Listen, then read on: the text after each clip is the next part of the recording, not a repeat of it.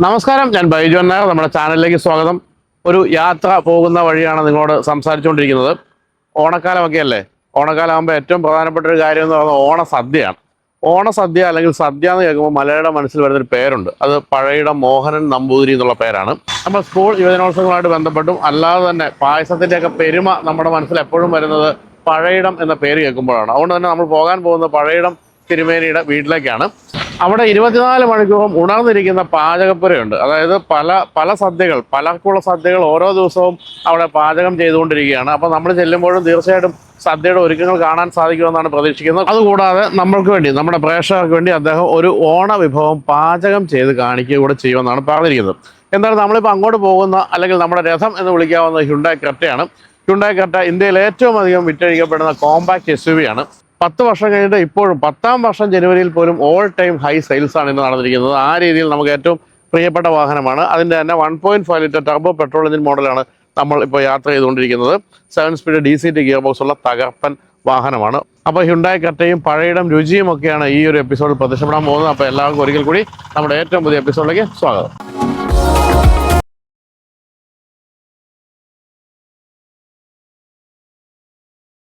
വലിയ അടുക്കള സൗകര്യങ്ങളുണ്ട്. അതായത് അവിടെ നിന്നാണ് പലപ്പോഴും പല സ്ഥലങ്ങളിലേക്കും, അതായത് ദിവസവും കല്യാണ സദ്യ പോലുള്ള കാര്യങ്ങൾക്കെല്ലാം അവിടെ നിന്നാണ് ഫുഡ് ഉണ്ടാക്കി കൊണ്ടുപോകുന്നത്. എനിക്ക് തോന്നുന്നു ഇപ്പോൾ ഇന്ന് രാവിലത്തെ ഇന്നത്തെ ഉച്ചക്കത്തേക്കുള്ള സദ്യയുടെയൊക്കെ ഇപ്പോൾ കൊണ്ടുപോയി കാണും. പക്ഷെ അവിടെ വീണ്ടും 10 മണിക്ക് അടുത്ത കേറ്ററിംഗ് ആരംഭിക്കുകയാണ്, അടുത്ത സദ്യക്ക് വേണ്ടിയുള്ളത്. ആ രീതിയിൽ എപ്പോഴും ഫുള്ളി സംഭവം നടന്നുകൊണ്ടിരിക്കുകയാണ്. അപ്പോൾ നമ്മളെ കാത്തവിടെ പഴയിടം മോഹനൻ നമ്പൂരി, അതിൻ്റെ മകൻ യദുവും ഉണ്ട്.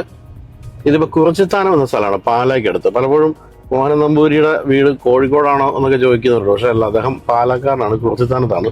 അവിടത്തേക്കാണ് നമ്മൾ എത്താൻ പോകുന്നത്.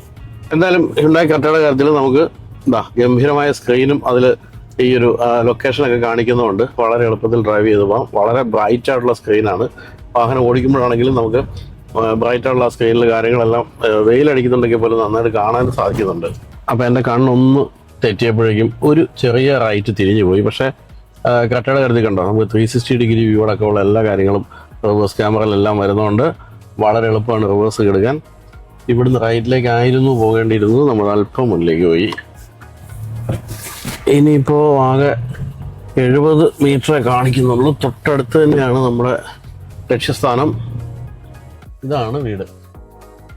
ഇവിടെ മുഴുവൻ ഹ്യുണ്ടായി ആണല്ലോ. ഇവിടെ റൈറ്റ് സൈഡിൽ ഒരു എക്സ്ട്രാ, അവിടെ വെന്യൂ എല്ലാം കിടക്കുന്നുണ്ട്. നമുക്കിവിടെ പാർക്ക് ചെയ്യാം, എന്നിട്ട് യദുവിനെ വിളിക്കാം. ഇവിടെ ഇപ്പോൾ ഒരു 4 രജിസ്ട്രേഷൻ ഹ്യുണ്ടായി വെന്യൂ കാണുന്നുണ്ട്. പിന്നെ വീണ്ടും വരുമ്പോൾ ഇവിടെ ഒരു എക്സ്ട്രാ കാണുന്നുണ്ട്. ഇതൊക്കെ എവിടെ നിന്ന് പ്രത്യക്ഷപ്പെട്ടു എന്ന് ഇവിടെ രാവിലെ വന്നവരൊക്കെയാണെന്ന് തോന്നുന്നു. എന്തായാലും ഇവിടെയാണ് നമുക്ക് തിരുമേനിയെ കാണാനുള്ള സാധ്യതയുള്ളത്. നമസ്കാരം. Very very good morning. ആരെന്ത്? Good morning. നമസ്കാരം.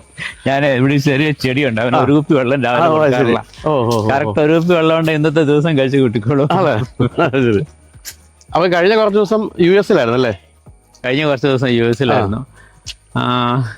അവിടെ എന്തായിരുന്നു സദ്യ? അവിടെ മലയാളി അസോസിയേഷനുകളുടെ പ്രോഗ്രാമാണ്. എവിടെയായിരുന്നു? ഷിക്കാഗോയിലുണ്ടായിരുന്നു, പിന്നെ ഡെട്രോയിറ്റിലുണ്ടായിരുന്നു, പിന്നെ KHN എന്നൊരു ഓർഗനൈസേഷൻ ഉണ്ട്, Kerala Hindus of north America. അവരൊരു ബൈമേനിയൽ കൺവെൻഷൻ അറ്റ്ലാന്റ സിറ്റിയിലുണ്ടായിരുന്നു 3 ദിവസത്തേക്ക്. അവിടെ ഉണ്ടായിരുന്നു. അത് കഴിഞ്ഞിട്ട് മിനിഞ്ഞാന്ന് രാവിലെ എത്തിയുള്ളൂ. അപ്പൊ ഈ കടൽ കടന്ന് പഴയിടം പെരുമ എന്ന് പറഞ്ഞ പോലെയാണല്ലേ? അല്ല, ഓണക്കാലത്ത് അതൊരു സ്ഥിരം സംഭവമാണ്. എക്സ്ക്യൂസ് മീ, ഞാൻ ബോട്ടിൽ വെച്ചിട്ട് ഓടി വരാം. ഈ ഓണക്കാലത്ത് ആൾക്കാർ ഒരുപാട് അസോസിയേഷൻസ്, ഇപ്പൊ ഈ ഓണത്തിന് മുൻപാണ് മറ്റുള്ള യൂറോപ്യൻ രാജ്യങ്ങളാണെങ്കിലും US ആണെങ്കിലും ഓസ്ട്രേലിയ ഒക്കെ ഓണത്തിന് മുൻപ് പോകും. അല്ല, അപ്പൊ അങ്ങനെ ഓണം കഴിഞ്ഞാൽ പിന്നെ ഈ മിഡിൽ ഈസ്റ്റിലായിരിക്കും. അങ്ങനെയല്ലേ? അപ്പൊ ഈ പാചകക്കാരപ്പോ എങ്ങനെയാ? തിരുമേനി ഒറ്റയ്ക്ക് പോയി അവിടെ? പാചകക്കാരിപ്പോ അവിടെയൊന്നും നമുക്ക് രക്ഷയില്ല. യൂറോപ്യൻ കൺട്രികളിലും അറിയാലോ, US-ലൊക്കെ വിസ വലിയ പാടാണ്. അവർ ഒറ്റയ്ക്കാണ് പോകുക. അവിടുത്തെ ഓർഗനൈസേഷന്റെ വോളണ്ടിയേഴ്സ്, പിന്നെ എന്താ വെച്ചാൽ അവിടെ ഒരു ലൈസൻസ്ഡ് കാറ്ററർ ആണ് ഇത് ചെയ്യുക. അപ്പൊ നമ്മൾ അവരെ സപ്പോർട്ട് ചെയ്യുമ്പോൾ അവരുടെ കൂടുതൽ വോളണ്ടിയേഴ്സ് കൊണ്ട് കൂട്ടിയിട്ട് അങ്ങോട്ട് അവർ മെഗാ ഷോയാക്കി മാറ്റിക്കൊള്ളു അവര്. അപ്പൊ പിന്നെ നമുക്ക് ഇവിടെ ഇത് പാചകത്തിന് വേണ്ട പാത്രങ്ങൾ, അതുപോലെ തന്നെ നമ്മുടെ ഈ നാടൻ പച്ചക്കറികളെല്ലാം വേണ്ടേ? നാടനൊന്നും കിട്ടുന്നില്ല. ചുരുക്കം ചില ഐറ്റംസ് മാത്രമേ കിട്ടുന്നുള്ളൂ. ബാക്കി അവിടെ എന്താ കിട്ടുന്ന വെച്ചാൽ അത് വെച്ച് ചെയ്യാന്നുള്ളതാണ്. അങ്ങനെ വരുമ്പോഴത്തേക്കും പഴയിടത്തിന്റെ ഇവിടെ വെച്ച് സദ്യ കഴിച്ചിട്ടുള്ളവർക്ക് അവിടെ വെച്ച് കഴിക്കുമ്പോൾ രുചി വ്യത്യാസം അനുഭവപ്പെടുവോ? ഇല്ല, അത് അവർ യൂസ്ഡ് ആയ കാരണം അവർക്ക് കുഴപ്പമില്ല. പിന്നെ അവർക്ക് അറിയാലോ പ്രശ്നങ്ങളല്ലേ ഇതൊക്കെ.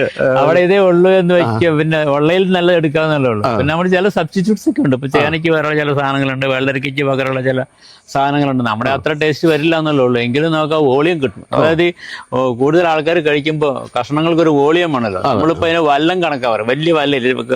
ഇവിടെ കാണാം, നമ്മുടെ അടുക്കള ചെല്ലുമ്പോൾ കാണിച്ചു തരാം, വലിയ ചൂരലെല്ലാം ഉണ്ട്.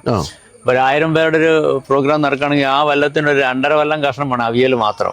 അപ്പൊ അങ്ങനെ ഓരോരോ ഐറ്റംസും വേണം. അപ്പൊ അത്തരം വോളിയം കഷ്ണങ്ങൾ വേണം. അത് അവരുടെ കിട്ടുന്ന ഐറ്റം വെച്ച് നമുക്ക് ചെയ്യാൻ പറ്റില്ല, എന്തെങ്കിലുമൊക്കെ സംഘടിപ്പിച്ച് ചെയ്യാന്നുള്ളത്. അപ്പൊ നമ്മളിപ്പോ നിൽക്കുന്നത് ഇല്ലാത്ത പ്രധാനപ്പെട്ട ഒരു പാചകപ്പരയുടെ മുന്നിലാണ്. ഇതിന്റെ താഴേക്ക് പോകുമ്പോഴാണ് പാചകപ്പര.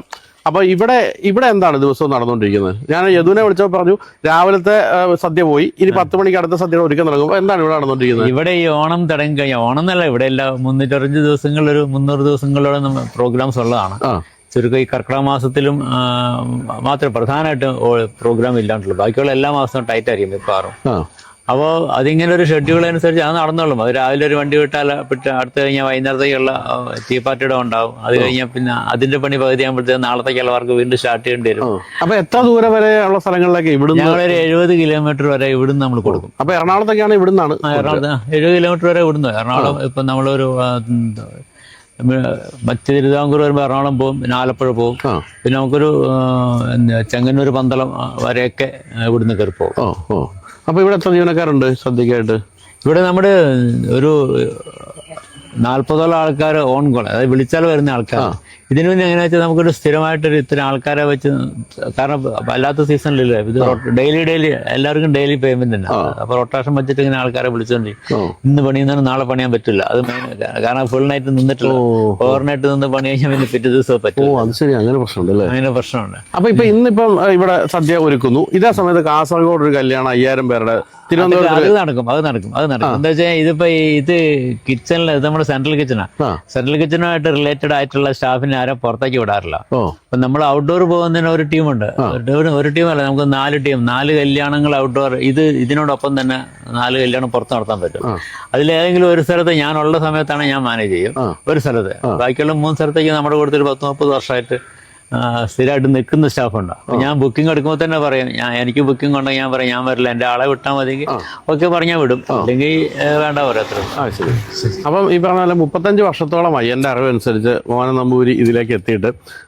ഇതില് ഞാൻ വായിച്ചറിഞ്ഞതനുസരിച്ച് 65,000 പേർക്ക് സദ്യ വെച്ചാണ് ഏറ്റവും കൂടുതൽ ആൾക്കാർ. 65-70, 60,000-70,000 ഇടയ്ക്കാണ്. അതേതായിരുന്നു?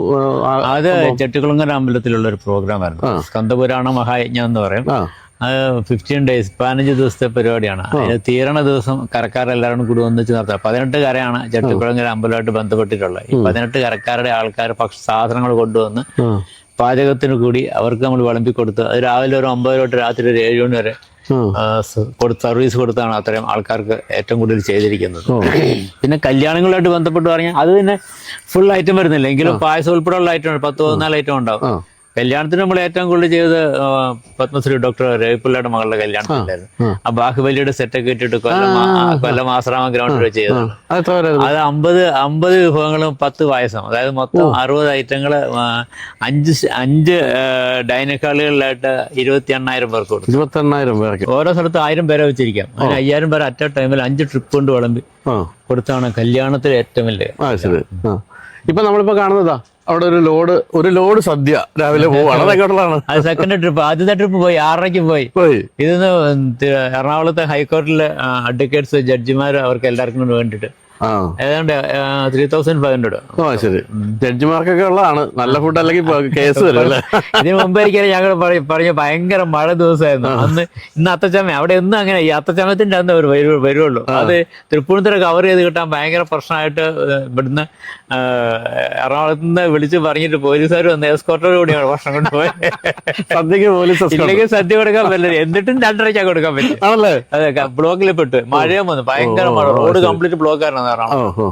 അതുപോലെ ഇവിടെ കുറെ പാത്രങ്ങൾ കയറ്റി വെച്ചിരിക്കുന്ന ഒരു അത് ആദ്യത്തെ ലോഡ് ചെയ്തിട്ടേക്കണം. ഇന്ന് വൈകുന്നേരം പോകണ്ട, നാളെ കൊട്ടാരക്കര കല്യാണം.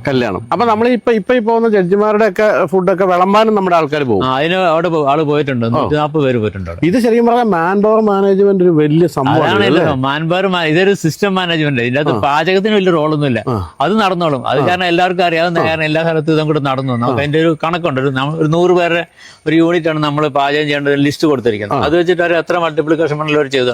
അപ്പൊ എല്ലാ പണിക്കാർക്കും ഓൾമോസ്റ്റ് എല്ലാവർക്കും അറിയാവുന്ന. പിന്നെ ഇത് സമയത്ത് ഉണ്ടാക്കി, സമയത്ത് പാക്ക് ചെയ്ത്, സമയത്ത് എത്തിച്ച്, സമയത്ത് വിതരണം ചെയ്യുന്നതിലാണ് നമുക്ക് ഏറ്റവും വലിയ റിസ്ക്. ഒരു ബ്ലോക്ക് വന്നാൽ എന്തെങ്കിലും ചെറിയൊരു പ്രശ്നം സംഭവിക്കൊക്കെ വെച്ചാൽ അവിടെയൊക്കെ പെട്ടുപോകണം. നടന്നാലോ? ഇപ്പൊ ശരിക്കും 35 വർഷം മുമ്പ് ഇതിലേക്ക് വരുന്നതിന് മുമ്പ് തിരുവേനി എന്താ ചെയ്തിരുന്നത്? അങ്ങനെ ചോദിക്കരുത്, ഞാനത് ചെയ്യാത്ത പരിപാടികൾ. പാചകം അന്ന് മനസ്സിലുണ്ടോ? പാചകമൊന്നുമില്ല, പാചകം വളരെ കാഷ്വലായി വന്നു. വളരെ കാഷ്വലായിട്ട് വന്നു. പാചകത്തിൽ ഇപ്പൊ നമ്മള് ഞാൻ ഇവിടെ അടുത്തൊരു അമ്പലമുണ്ട്. ഇവിടുന്ന് ഞങ്ങളുടെ ഒരു അമ്പലം ഒരു 400 മീറ്റർ മാറിയാലോ. അപ്പൊ ആ അമ്പലത്തില് നാമജപത്തിന് മാസത്തിൽ 2 തവണ നാമജപം വയ്ക്കും. അപ്പൊ അന്നൊരു 19 പേരവിടെ ഭക്ഷണം കഴിക്കാനായിട്ട് എത്തും. അവർക്ക് അവിടുത്തെ തട്ടപ്പള്ളിയിൽ നിന്ന് ഭക്ഷണം പാചകം ചെയ്ത് കൊടുത്തുകൊണ്ട് തുടങ്ങിയതായിരുന്നു അവിടെ പാചകത്തിന്റെ തുടക്കം. അല്ല, അത് തിരുമേനി ഏൽപ്പിക്കാൻ എന്താ കാര്യം? അന്ന് അങ്ങനെ അല്ല, അത് ഞങ്ങളുടെ അമ്പലം തന്നെ. എന്നെ ഏൽപ്പിക്കലല്ലോ, നമ്മൾ ചെയ്തു. ഞാൻ പോയി സഹായിക്കില്ലല്ലേ. ഞാൻ അല്ല, എങ്കിലും ഇതിനൊരു മുൻപരിചയം അല്ലെങ്കിൽ ഇതിനോട് താല്പര്യം ഒന്നും വേണ്ട. അവിടുത്തെ ഒരു അമ്പലത്തിൽ എന്തായാലും ഓൾറെഡി അവിടെ പൂജാരി ഉണ്ടല്ലോ, അദ്ദേഹം പറഞ്ഞു തരും. നമ്മൾ പറയുമ്പോ എന്തായാലും നമുക്ക് ചെറിയ ചെറിയ സ്പാർക്കൊക്കെ ഉണ്ടാവില്ല. അങ്ങനെ ചെയ്ത് തുടങ്ങിയത് നമ്മള് പിന്നെ എസ്റ്റാബ്ലിഷ് ആയിരുന്നു. അതിനുശേഷം ഇത് എന്താ പറയുക, തിരുമേനി ചെയ്തു എന്ന് പറഞ്ഞുകൊണ്ട് പൈസ തന്ന് ഒരാൾ പാചകം ഞാൻ ഏൽപ്പിച്ച ഫസ്റ്റ് ആരാ? അത് ഞാൻ 87 തുടങ്ങിയിട്ട് ഒരു 5 വർഷത്തോളം എടുത്തു. കഷ്ടിച്ച് ഒരു 100 പേർക്കൊക്കെ തന്നെത്താൻ ചെയ്ത് കൊടുക്കാൻ. 5 വർഷത്തെ ഈ MBBS പോകുമ്പോൾ 5 വർഷം അല്ല അതിന്റെ ഹൗസ് സർജൻസി 1 വർഷമുണ്ട്. നമ്മുടെ 5 വർഷം 4 വർഷം പാചകക്കാരുടെ കൊടുത്ത് നടന്നിട്ട് പിന്നെ ഹൗസ് സർജൻ പോലെ തന്നെ പിന്നെ ഒറ്റയ്ക്ക് ചെറിയ ചെറിയ പ്ലാറ്റ്ഫോമുകളിൽ ചെയ്തിട്ട് 92-ലാണ് ഒരു കല്യാണം നിശ്ചയം ഏറ്റുവാനൊരു 100 പേരുടെ നമ്മളെ സ്വതന്ത്രമായിട്ട് ഏൽപ്പിച്ച് ചെയ്തു കൊടുത്തത്. അത് ക്ലിക്ക് ചെയ്ത് പിന്നെ എനിക്ക് കിട്ടിയ ഒരു അനുഗ്രഹം എന്താണ്, ഈ മുൻപുണ്ടായിരുന്ന പാചകക്കാർ, അതായത് ഒരു പ്രായമായ ആൾക്കാരാണല്ലോ, അവർക്കൊക്കെ ഒരേ ട്രാക്ക്. കാരണം അവർ ശീലിച്ച ഒരു കാര്യം മാത്രമേ അവർ ചെയ്തിട്ടുള്ളൂ. എന്നെ സംബന്ധിച്ചിടത്തോളം എനിക്ക് ഒരുപാട് ആൾക്കാരുടെ കൂട്ടത്തിൽ പോയി ഈ 5 വർഷത്തിനിടയ്ക്ക് പാചകം ചെയ്യാൻ പറ്റി. അപ്പൊ അതുകൊണ്ട് വെച്ചാൽ എല്ലാ ആൾക്കാരും എല്ലാ ഭക്ഷണം നല്ലതായിക്കൊള്ളുന്നൊന്നുമല്ല. എല്ലാവരുടെയും കയ്യിൽ പക്ഷെ ഒരു സിഗ്നേച്ചർ സാധനം ഉണ്ടായിരിക്കും. അപ്പൊ അത് നമ്മൾ ഏറ്റെടുത്തിട്ട് അതെല്ലാം കൂടി മൊത്തം സിഗ്നേച്ചറായിട്ട് നമ്മൾ ഇറക്കാൻ തുടങ്ങി. അങ്ങനെയാണ് നമുക്ക് ഇതിൻ്റെ അകത്തൊരു ഒരു വഴിത്തിരി വന്നത്. ടേസ്റ്റിൽ ഒരു വ്യത്യസ്തത കൊണ്ടുവരാൻ കഴിയും. പിന്നെ കേരളത്തിൽ അങ്ങോളം ഇങ്ങോളം, തിരുവനന്തപുരം മുതൽ കാസർഗോഡ് വരെ എല്ലാ ജില്ലകളിലും എല്ലാ ഉൾനാടൻ ഗ്രാമങ്ങളിലും ആയിട്ട് ഏതാണ്ട് ഈ കാലത്തിനിടയ്ക്ക് ഒരു 4000-ന് മുകളിൽ സദ്യകളെങ്കിലും ഞാൻ മിനിമം ചെയ്തിട്ടുണ്ട്. അപ്പൊ അതൊരു എക്സ്പീരിയൻസ് ആണ്.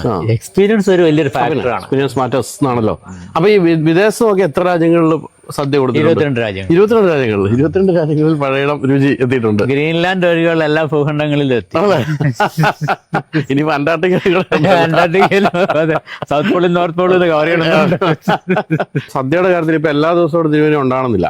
ഈ ഒരു ക്വാളിറ്റി ഫുഡിന്റെ രുചി നിലനിർത്തുന്നത് എങ്ങനെയാ? അതിനെന്താ പ്രശ്നം?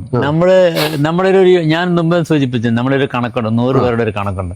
ആ 100 പേരുടെ കണക്ക് ഫോളോ ചെയ്ത് പോകുമ്പോൾ എല്ലാ സാധനങ്ങളും അതിന്റെ മൾട്ടിപ്ലിക്കേഷൻ എടുത്ത് കൂട്ടി നമുക്ക് ഇവിടെ തന്നെ ഇപ്പൊ നമ്മുടെ സ്റ്റോറിൽ നിന്ന് കിച്ചണിലേക്ക് ലിസ്റ്റ് നമ്മൾ തന്നെ എഴുതി കൊടുക്കണം. അപ്പൊ ആ സാധനം കിച്ചണിൽ ചെന്ന് കഴിഞ്ഞാൽ ഇവർക്ക് ലിസ്റ്റ് എഴുതാൻ അറിയില്ല, പക്ഷെ ഈ സാധനം കിട്ടി ഉണ്ടാക്കാൻ അറിയാം. എല്ലാ സ്ഥലത്തും എല്ലാ പാചകക്കാർക്ക് അല്ല പുറത്തു പോകുന്ന എല്ലാ ആൾക്കാരും അറിയാം. ഇവിടുന്ന് ലിസ്റ്റ് ചെല്ലുമ്പോൾ കറക്റ്റാണ്, ആ സാധനം കറക്റ്റാണ്. പിന്നെ ഇതൊരു ദൈവാധീനം അല്ലാണ്ട് ഈ 100 പേർക്ക് സദ്യ ഉണ്ടാക്കുകയാണെങ്കിൽ അതിൽ അരി അടക്കമുള്ളതിന്റെ ഒക്കെ അളവ് എങ്ങനെയാ പൊതുവെ? നമ്മൾ നേരത്തെ ഒക്കെ നമ്മളൊരു 120 കിലോ അരി വയ്ക്കണമായിരുന്നു 100 പേർക്ക് കഴിക്കുന്നതായി. പിന്നീട് 110ആയി, 100ആയി. ഇപ്പൊ 90 കിലോ അരി വെച്ചാലും പിന്നെ ചോറ് മിച്ച. ആൾക്കാർ ഭക്ഷണം ചോറ് കഴിക്കൽ കുറഞ്ഞു. അതേ സമയത്ത് കറികൾ വെജിറ്റബിൾസ് കൂടാൻ തുടങ്ങി. കറികളുടെ എണ്ണം കറികളുടെ അളവ് കൂട്ടേണ്ടി വരും, ചോറിന്റെ അളവ് കുറഞ്ഞു. അങ്ങനെ ഒരു മാറ്റം സംഭവിച്ചിട്ടുണ്ട്. ഏറ്റവും അധികം ശ്രദ്ധിക്കപ്പെടുന്ന അല്ലെങ്കിൽ എപ്പോഴും പത്രത്തിൽ നിറഞ്ഞു നിൽക്കുന്നത് സ്കൂൾ യുവജനോത്സവങ്ങൾ വരുമ്പോഴാണ്. കാരണം 15,000 പേർക്ക് കുറെ ദിവസങ്ങൾ 25,000 ആണ്. ഇപ്പൊ 25,000 ആ 25,000-നും 4 നേരം അല്ലെ 4 മണിക്കടി ഉച്ചയ്ക്ക് നമ്മൾ ഈ 25,000 പറയുന്നൊക്കെ ഉച്ചക്കലത്തെ എണ്ണ. രാവിലെ ഒരു 8,000 to 10,000, രാത്രി ഒരു 10 to 12,000. അപ്പൊ ഒരു ആവറേജ് എന്തായാലും 3 നേരം കൂടി ഒരു 45,000 50,000 ഇടയ്ക്ക് ആൾക്കാർ ഭക്ഷണം കഴിച്ച് ഇറങ്ങിപ്പോകും. ആ സമയത്ത് ഇവിടെ ഇതെല്ലാം നടന്നുകൊണ്ടിരിക്കും. ആദ്യം ഇത് സെപ്പറേറ്റ് വിങ്ങ ഇവിടുന്ന് ഇതൊരിക്കലും നമുക്ക് നിർത്താൻ പറ്റില്ല, കാരണം ഇതിന് സ്ഥിരമായിട്ട് ആവശ്യക്കാരുണ്ട്. അപ്പൊ ഇവരൊന്നും നമ്മൾ അങ്ങോട്ട് എടുക്കാറില്ല. അതൊരു 6 ദിവസത്തെ പ്രശ്നമല്ലാണ്ടല്ലോ, അത് നമ്മൾ ഇവരെ വലിക്കാൻ പറ്റില്ല. അതിന് ആൾക്കാർ വേറെ ഉണ്ട്. 6 ദിവസത്തെ പ്രശ്നമല്ല ഉള്ളത്, 50,000 പേർക്ക് 6 ദിവസം ആഹാരം കൊടുക്കുന്നവരെ പ്രശ്നമേ അല്ലാതായി. അപ്പൊ ഇതൊക്കെ ഇരിക്കട്ടെ, തിരുമേനിക്ക് ഏറ്റവും ഇഷ്ടപ്പെട്ട വിഭവം ഏതാണ്? അത് നമ്മൾ അങ്ങനെ ഇഷ്ടപ്പെട്ട വിഭവം തിരുമേനിക്ക് ഇഷ്ടപ്പെട്ടത് അങ്ങനെയല്ല. ഇഷ്ടപ്പെട്ട വിഭവം എന്ന് പറയുന്നത് നമുക്ക് ഒരിക്കലും 10 മക്കളുള്ള ആൾക്കാരെ മക്കളെല്ലാം ഒരുപോലെ അടിക്കുന്നതിനാകാം. സദ്യയുടെ കാര്യത്തിൽ എങ്ങനെ ഒരിതിനെ കുറിച്ച് ഡിസ്ക്രിമിനേഷനും പാടില്ല. പിന്നെ ഒരു കാര്യം, ഏറ്റവും കൂടുതൽ എഫർട്ട് എടുത്ത് ചെയ്യേണ്ട 2 പായസങ്ങളാണ്, ഒന്ന് പാലടയും ഒന്ന് പഴപ്പുറത്താനും. അപ്പൊ അതിനോട് കൂടുതൽ സ്ട്രെയിൻ എടുത്ത് ചെയ്യുന്ന ഒരു പ്രൊഡക്റ്റ് ആയ കാരണം നമുക്ക് അതിനോട് പ്രത്യേക ബഹുമാനം താല്പര്യമൊക്കെ വരും, അത്രേ ഉള്ളൂ. അല്ല, പഴയതെന്ന് കേൾക്കുമ്പോൾ എന്റെയൊക്കെ മനസ്സിൽ വരുന്നതും പാലടയ്ക്കും പാലടപ്പുറത്തവനും പഴപ്പുറത്തവനാണ്. അപ്പൊ ഈ ജഡ്ജിമാരുടെ വണ്ടി ഒന്ന് പൊക്കോട്ടെ, ഇല്ലെങ്കിൽ ഈ പറഞ്ഞ പോലെയാണ്, നേരത്തെ എത്തിയില്ലെങ്കിൽ നമ്മളെ പിടിച്ചിട്ട് കേസൊക്കെ ആകാനുള്ള സാധ്യതകളുണ്ട്. പോട്ടെ.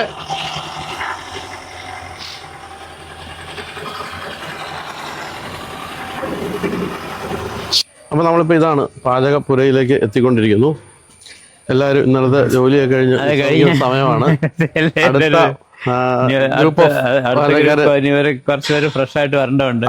അപ്പൊ അതിനുള്ള സാധനങ്ങളൊക്കെ വന്നത്. സാധാരണ നമ്മളൊരു കല്യാണ വീടിന്റെ തലേദിവസം കാണുന്ന സീനുകൾ ഇവിടെ 360 ദിവസം അവിടെ ഇങ്ങനെ ഉണ്ട്, എപ്പോഴും കണ്ടോണ്ടിരിക്കും. നമ്മൾ പാചകം ചെയ്യുന്നത് ഗ്യാസിലാണോ അതോ വിറകോ, എന്താണ്? നമ്മള് ഈ കറികളെല്ലാം ഗ്യാസിലാണ് വെക്കുക, അതകത്ത് വയ്ക്കുക. അരി വയ്ക്കൽ മാത്രം ഇവിടെ വിറകില വയ്ക്കുക. ഈ ഗ്യാസ് കുറ്റിയൊക്കെ എത്ര എണ്ണമൊക്കെ ഒരു മാസം ഇവിടെ? 100. ഞങ്ങൾക്ക് 100 കുറ്റി സ്റ്റോക്ക് ഉണ്ട്. 100 കുറ്റി സ്റ്റോക്കാ? ശരി. അപ്പൊ ഇത് ശരിക്കും പറഞ്ഞാൽ ഇതിന്റെ ഒരു വലിയ ബാക്ക് ഓഫീസ് ഉണ്ടോ, അതോ നിങ്ങൾ അച്ഛനും മകനും കൂടെ ചെയ്ത്? അച്ഛനന്മാരുടെ റോളൊന്നുമില്ല, ഇതൊക്കെ ചെയ്യാൻ വേറെ ആളുണ്ടല്ലോ. ഇതൊന്നും നമ്മൾ അതിങ്ങോട്ട് വേണമെങ്കിൽ അതൊന്നും നടക്കില്ല, നടക്കണ കാര്യമല്ല. അപ്പം യദുവിനാണ് എനിക്ക് പരിചയം. എത്ര മക്കളാണ് ഇതിന്? എനിക്ക് 2 പേര്. യദു ആണ് മൂത്തത്, രണ്ടാമത്തെ മാളവിക. അവളെ കല്യാണം കഴിച്ചിരിക്കുന്നത് ചങ്ങരംകുളത്താണ്, എടപ്പാളത്ത്. മിഥുനാണ് കല്യാണം കഴിച്ച ആളുടെ പേര്. ആള് പാചകത്തിലൊന്നുമില്ല. അല്ല, അവള് ഞങ്ങക്ക് അവിടെ ചങ്ങരംകുളത്ത് ഒരു റെസ്റ്റോറന്റ് ഉണ്ട്, അത് മാളിനാണ് ഏൽപ്പിച്ചത്. മാളിനെ ഒരാൾക്ക് 3 കുട്ടികൾ. ആദ്യത്തെ ടിൻസ്, രണ്ടാമത്തെ ഇപ്പൊ ഒരു 10 മാസമായുള്ളത്. അപ്പൊ നാളത്തെ ഇതൊക്കെ ആ കൊലകൾ ഇങ്ങനെ വന്നോണ്ടിരിക്കും. അതിങ്ങനെ പകുതി പഴുത്ത കൊല പഴുത്ത് നാളത്തേക്ക് എടുക്കാൻ പാകത്തിനുള്ള, ബാക്കിയുള്ളപ്പോ ഇന്ന് അടുത്ത ലോഡ് ഇന്ന്. പച്ചക്കറി ഒക്കെ വാങ്ങിക്കുന്നത്? പച്ചക്കറി കോട്ടയത്ത് നിന്ന് അവിടെ വരെ. കോട്ടയത്ത് അത് മെയിൻ മാർക്കറ്റിൽ നിങ്ങൾ വന്നോണ്ടിരിക്കും. കൊണ്ടായിരിക്കുള്ളവരെ. അപ്പൊ ഈ നമ്മളിപ്പോ ഹർത്താലൊക്കെ പോലുള്ള സാധനങ്ങളൊക്കെ പെട്ടെന്ന് വരുമല്ലോ, നമ്മൾ ഫേസ് ചെയ്യുന്ന പ്രശ്നങ്ങൾ വലിയൊരു പ്രശ്നമാണ്. ഹർത്താലൊക്കെ വരെ പിന്നെ ചെറിയൊരു റിലാക്സേഷൻ വന്ന് കല്യാണം വിവാഹം എന്നൊക്കെ പറഞ്ഞ ബോർഡൊക്കെ വെച്ചാൽ വലിയ ശല്യം വരാറില്ല. പക്ഷെ എന്തായാലും നമുക്ക് പെട്ടെന്ന് അതിന്റെ ഒരു ബാക്കപ്പ് കിട്ടാൻ ബുദ്ധിമുട്ടാണ്. അതുപോലെ തന്നെ ഹർത്താലിൽ ഇപ്പം 1000 പേരുടെ കല്യാണത്തിന് നമ്മൾ ഫുഡ് ഉണ്ടാക്കുന്നു. ഹർത്താലാണ് 1000 ആകെ വരുന്നത് 150 പേരായിരിക്കും. അപ്പൊ അങ്ങനെയൊക്കെ വരുമ്പോ അത് നേരെ തിരിച്ചാ. അപ്പൊ എല്ലാവർക്കും അങ്ങനെ സങ്കല്പമുണ്ട്. ഹർത്താൽ ആകാരം മറ്റു പണികളൊന്നും ഇല്ലല്ലോ. വിവാഹം എന്നൊരു ബോർഡ് വെച്ചാൽ എല്ലാവർക്കും പോവാം, ജോലിക്ക് ആർക്കും പോകാൻ പറ്റൂല, ഹർത്താലാണല്ലോ. എല്ലാവരും വീട്ടിൽ ഫ്രീ ആണ്. ഒരു ബോർഡ് വയ്ക്കും, എല്ലാ ആൾക്കാരും വരും, ഒരാളും കുറയല്ല, 10 പേര് കൂടുകയുള്ളൂ. അതുപോലെ കല്യാണമൊക്കെ ആയിട്ട് ബന്ധപ്പെട്ട് എന്തെങ്കിലും രസകരമായ കാര്യങ്ങളൊക്കെ ഉണ്ടോ? അത് അല്ലെങ്കിൽ രസകരം കല്യാണം മുടങ്ങിയ സംഭവം ഉണ്ടായിട്ടുണ്ടോ? അതുകൊണ്ടായിട്ടുണ്ട്, അറിയാതെ വിട്ടുപോയ സംഭവമുണ്ട്. പിന്നെ വിട്ടുപോയെന്ന് പറഞ്ഞാൽ അവര് ഡേറ്റ് പറഞ്ഞ പാർട്ടി ഡേറ്റ് ഒന്ന് മാറ്റി പിടിച്ചായിരുന്നു. 25-ാം തീയതി ഒരു ഡേറ്റ് പറയും, പിന്നെ അത് 26-ന് മാറ്റി. പക്ഷെ നമ്മളോട് 26-ന് ഡേറ്റ് എഴുതി അവർ 25-ന് മാറ്റി. നമ്മളോട് 26 രജിസ്റ്റർ വെച്ചിരുന്നതാണ്. അപ്പൊ 25-ാം തീയതി 10 മണിയായപ്പോ ഫുഡ് എവിടെ നിന്ന് വെച്ചാൽ, അപ്പൊ നമ്മൾ താങ്കൾ മുമ്പേ കണ്ടല്ലോ, ലോഡ് ഇട്ടേക്കുന്ന ലോറി കണ്ടില്ലേ, അതുപോലെ കൊണ്ട് ലോഡ് ചെയ്ത് ഇറങ്ങണ സമയത്ത് ഭക്ഷണം ചോദിക്കണം. പിന്നെ പക്ഷെ ആൾക്കാർ എണ്ണം കമ്പാരിറ്റീവ്ലി കുറവായിരുന്നു കാരണം അന്ന് രക്ഷപ്പെട്ടു. അവിടെ തന്നെ പെട്ടെന്ന് അറേഞ്ച് ചെയ്ത് ഫ്രണ്ടിന്റെ അടുത്ത് കൊടുക്കാൻ പറ്റും. അങ്ങനെയൊക്കെ കല്യാണം മുടങ്ങി നടക്കാതെ പോയതുണ്ടോ? അങ്ങനെ സംഭവിച്ചിട്ടുണ്ട്. അത് കോട്ടയത്ത് വെച്ചിട്ട് നടന്ന സംഭവമായിരുന്നു. അത് കല്യാണം എന്ന് പറഞ്ഞു കഴിഞ്ഞാൽ പെൺകുട്ടി വിവാഹ മണ്ഡപത്തിൽ കയറിയില്ല, മണ്ഡപത്തിൽ കയറിയിട്ട് പറഞ്ഞ് ഈ കല്യാണം എനിക്ക് വേണ്ട പറഞ്ഞു. സിനിമയിൽ അല്ല, പേപ്പറൊക്കെ റിപ്പോർട്ട് ചെയ്യുന്ന സംഭവമായിരുന്നു. അവര് വന്ന് വേറൊരു പയ്യനോട്ട് ഇഷ്ടമായിരുന്നു. അപ്പൊ ആ പയ്യനെ വിളിച്ചിട്ട് ആ പയ്യൻ ഫോൺ എടുക്കുന്നില്ല, ഈ കുട്ടി എന്ത് ഇതായി കല്യാണത്തിന് സമ്മതിക്കുന്നില്ല. അവസാനം പോലീസൊക്കെ ഇടപെട്ടു, ഇവർ തമ്മിൽ അടിയായി, പ്രശ്നങ്ങളായി. അവസാനം മറ്റേ പയ്യനെ വിളിച്ചു വരുത്തി ഈ പെണ്ണിന്റെ അമ്മയുടെ അനിയത്തേര് കൊടുത്ത് പറഞ്ഞയക്കുകയും അടുത്ത ദിവസം അന്ന് ഈ 30 ദിവസത്തെ നോട്ടീസ് ഇല്ലായിരുന്നു രജിസ്റ്റർ ഓഫീസിൽ. കുറെ വർഷങ്ങൾക്ക് മുൻപാണ്, അത് എനിക്ക് തന്നെ 2008 ആണ്. പിന്നെ അവർ കല്യാണം നടത്തി കൊടുക്കുക. അപ്പം ഈ ഫുഡ് എന്ത് ചെയ്തു? ഈ ഫുഡ് അവര് എന്നോട് പറഞ്ഞ ഒരു പ്രശ്നമില്ല, ഫുഡ് ആരും കഴിച്ചില്ല. ഞങ്ങളത് കുറച്ചവിടെ ഈ അനാഥാലയങ്ങൾ പോലുള്ളവർക്ക് കൊടുത്തു. അത് കഴിഞ്ഞ് ഒരാഴ്ചക്ക് ശേഷം അവരതിന്റെ സെറ്റിൽമെന്റ് നടത്തി. അതാണിപ്പം അപ്പം ആ സംഭവത്തിലാണ് എന്തിനു വേണ്ടി തിളയ്ക്കുന്ന സാമ്പാർ. അതെ ശരിക്കും അത് ഭയങ്കര ദുരന്തമാണ്. അത് നമുക്കും എന്ത് വിഷമാവും അല്ലേ? പിന്നെ നമുക്ക് വാങ്ങാൻ നമ്മളിതിന്റെ കോസ്റ്റ് മാത്രം കൃത്യമായിട്ട് അത്ര എക്സ്പെൻസ് വന്നിട്ടുണ്ട്, അത് സെപ്പറേറ്റ് ബില്ല് എടുത്തിട്ട് നോക്കിയിട്ട്. കാരണം അത് നമുക്ക് വാങ്ങാതിരുന്നാൽ നമ്മുടെ പ്രസ്ഥാനം നടക്കൂലല്ലോ. കാരണം അങ്ങനെയൊക്കെ കാരണം അവരുടെ വിഷമത്തിൽ നമ്മൾ ഷെയർ ചെയ്യാന്നുള്ളതാണ്. ഈ നമ്മളിപ്പോ ഏത് ജോലി സ്ഥിരമായിട്ട് ചെയ്താലും കുറച്ച് ഒരു മടുപ്പ് വരും. അത് എന്നും രാവിലെ എഴുന്നേൽക്കുമ്പോൾ കാണുന്ന സാമ്പാറും അവിയലും ചോറും ഒക്കെ. അപ്പൊ തിരുവനന്തപുരം അങ്ങനെ മടുപ്പ് തോന്നിയിട്ടുണ്ടോ? അങ്ങനെ മടുപ്പ് തോന്നുന്നതിൽ അർത്ഥമില്ല. എന്താ പറയുക, ഇപ്പൊ ഈ ഒരു IT ഫീൽഡ് ജോലി ഒന്നാണ്. കമ്പ്യൂട്ടർ കണ്ടാല എണീറ്റ് പോടിയല്ല, അതിന് മുമ്പ് പിന്നെ ഇരിക്കല്ലേ. നമ്മളെ സംബന്ധിച്ചിടത്തോളം അത് തന്നെയാണ്. ഇപ്പൊ കാ കൂട്ടിയിട്ടിട്ടുണ്ട്, കാ തൊണ്ടു പിടിക്കാൻ തുടങ്ങിയാൽ നമ്മളവിടെ ഇരിക്കും, അത് തീരാണ്ട് അവിടുന്ന് മാറാൻ പറ്റും. അതൊരു ശീലമായ കാരണം ഒരുപാട് ശരിക്കും നമുക്ക് പല ആൾക്കാരും ചോദിച്ചിട്ടുണ്ട് ഈ ഒരു ചോദ്യം. ഇത് മടുക്കണമെന്നില്ലേ? മടുത്താൻ പറ്റൂല്ലേ, ഇത് നമ്മുടെ ജോലിയുടെ ഒരു ഭാഗം. ഇന്ന് ചെയ്യുന്നു, നാളെ ചെയ്യുന്നു, നാളെ ചെയ്യുന്നു, മറ്റന്നാൾ ചെയ്യുന്നു. പിന്നെ ഒരു ഗുണം എന്താന്ന് വെച്ചാൽ ഞാൻ ഈ ഓഫീസ് ജോലിയേക്കാൾ വ്യത്യസ്തമായിട്ട് ഇന്നുള്ള സ്ഥലത്തല്ല നാളത്തെ പ്രോഗ്രാം അല്ലെ. അപ്പൊ ഒരുപാട് സ്ഥലത്തിന്റെ വ്യത്യസ്തകൾ വരുമ്പോൾ നമ്മൾ ഒരു ബോറിംഗ് ആയിട്ട് വരില്ല. വേറൊരു സ്ഥലത്തെ ഒരു പുതിയ അറ്റ്മോസ്ഫിയറില്ല, അങ്ങനെ ചെയ്തു. അതുപോലെ നമുക്കെല്ലാം നന്നാകണമെന്ന് തന്നെയാണ്. പക്ഷെ ഏതെങ്കിലും സമയത്തൊക്കെ ചില കറികൾ മോശമാണ് അഭിപ്രായമൊക്കെ. അപ്പൊ ഞാൻ പറയാം, 100 പേര് ഭക്ഷണം കഴിച്ച് പോകുന്നതിൻ്റെ അകത്ത് 60 പേര് നല്ലതെന്ന് പറഞ്ഞാൽ ഓക്കെ. ഒരു 40% ഡിഫറെന്റ് ഒപ്പീനിയൻ എന്തായാലും വരും. ഒരു മിനിമം ഗ്യാരണ്ടി നമുക്ക് കൊടുക്കാൻ പറ്റും. പിന്നെ നടത്തുന്ന ആളുടെ യോഗം നമ്മുടെ യോഗങ്ങളെ കണക്കാക്കുമ്പോൾ ചിലപ്പോൾ 100% സക്സസ്ഫുൾ ആവും. മോശം എന്ന് പറഞ്ഞത് ഒരിക്കലും അങ്ങനെ അനുഭവം ഭക്ഷണം മോശമായിരുന്നു പറഞ്ഞാൽ ഒരു മിനിമം ഗ്യാരണ്ടി എന്തായാലും ഉണ്ടാവും. കാരണം കഥകളിക്കാരന്റെ സ്വഭാവമല്ല ഇന്നത്തെ പോലെ തന്നെ നാളെ വന്നോളൂ, പാവങ്ങൾ വരില്ലല്ലോ. തറവാട് അവിടെയാണ്, ആ കാണുന്നതാണ്. തിരുവനന്തപുരം അച്ഛനൊക്കെ എന്താ ചെയ്യുന്നത്? എന്തെങ്കിലും പാചക ബന്ധങ്ങളുണ്ടോ? ഒന്നുമില്ല. ഞാൻ പറഞ്ഞല്ലേ, ഇത് ഞാൻ വളരെ കാഷ്വലായി വന്ന് അറിയാണ്ട് എസ്റ്റാബ്ലിഷ് ചെയ്ത ഒരാളാണ്. അച്ഛന് പാചകമൊന്നും അറിയുന്നില്ല. പിന്നെ ഇപ്പൊ എനിക്ക് ശേഷം ഏതുവാണെങ്കിലും ഇങ്ങനെ ഒരു കൊമേഴ്സ്യലായിട്ട് അല്ലെങ്കിൽ ഇത്തരം കല്യാണങ്ങൾക്കൊക്കെ അത്രമാത്രം ചെയ്യുന്നില്ല. അവനിപ്പോ റെസ്റ്റോറന്റ് ഫീൽഡാണ്. അതെ, അപ്പൊ അങ്ങനെ കാര്യമുണ്ട്. ഇപ്പൊ 5 റെസ്റ്റോറന്റ് അല്ലേ? കൂടാതെ 5 ലക്ഷത്തിലധികം ആൾക്കാരുള്ള ഒരു പഴയടം രുചി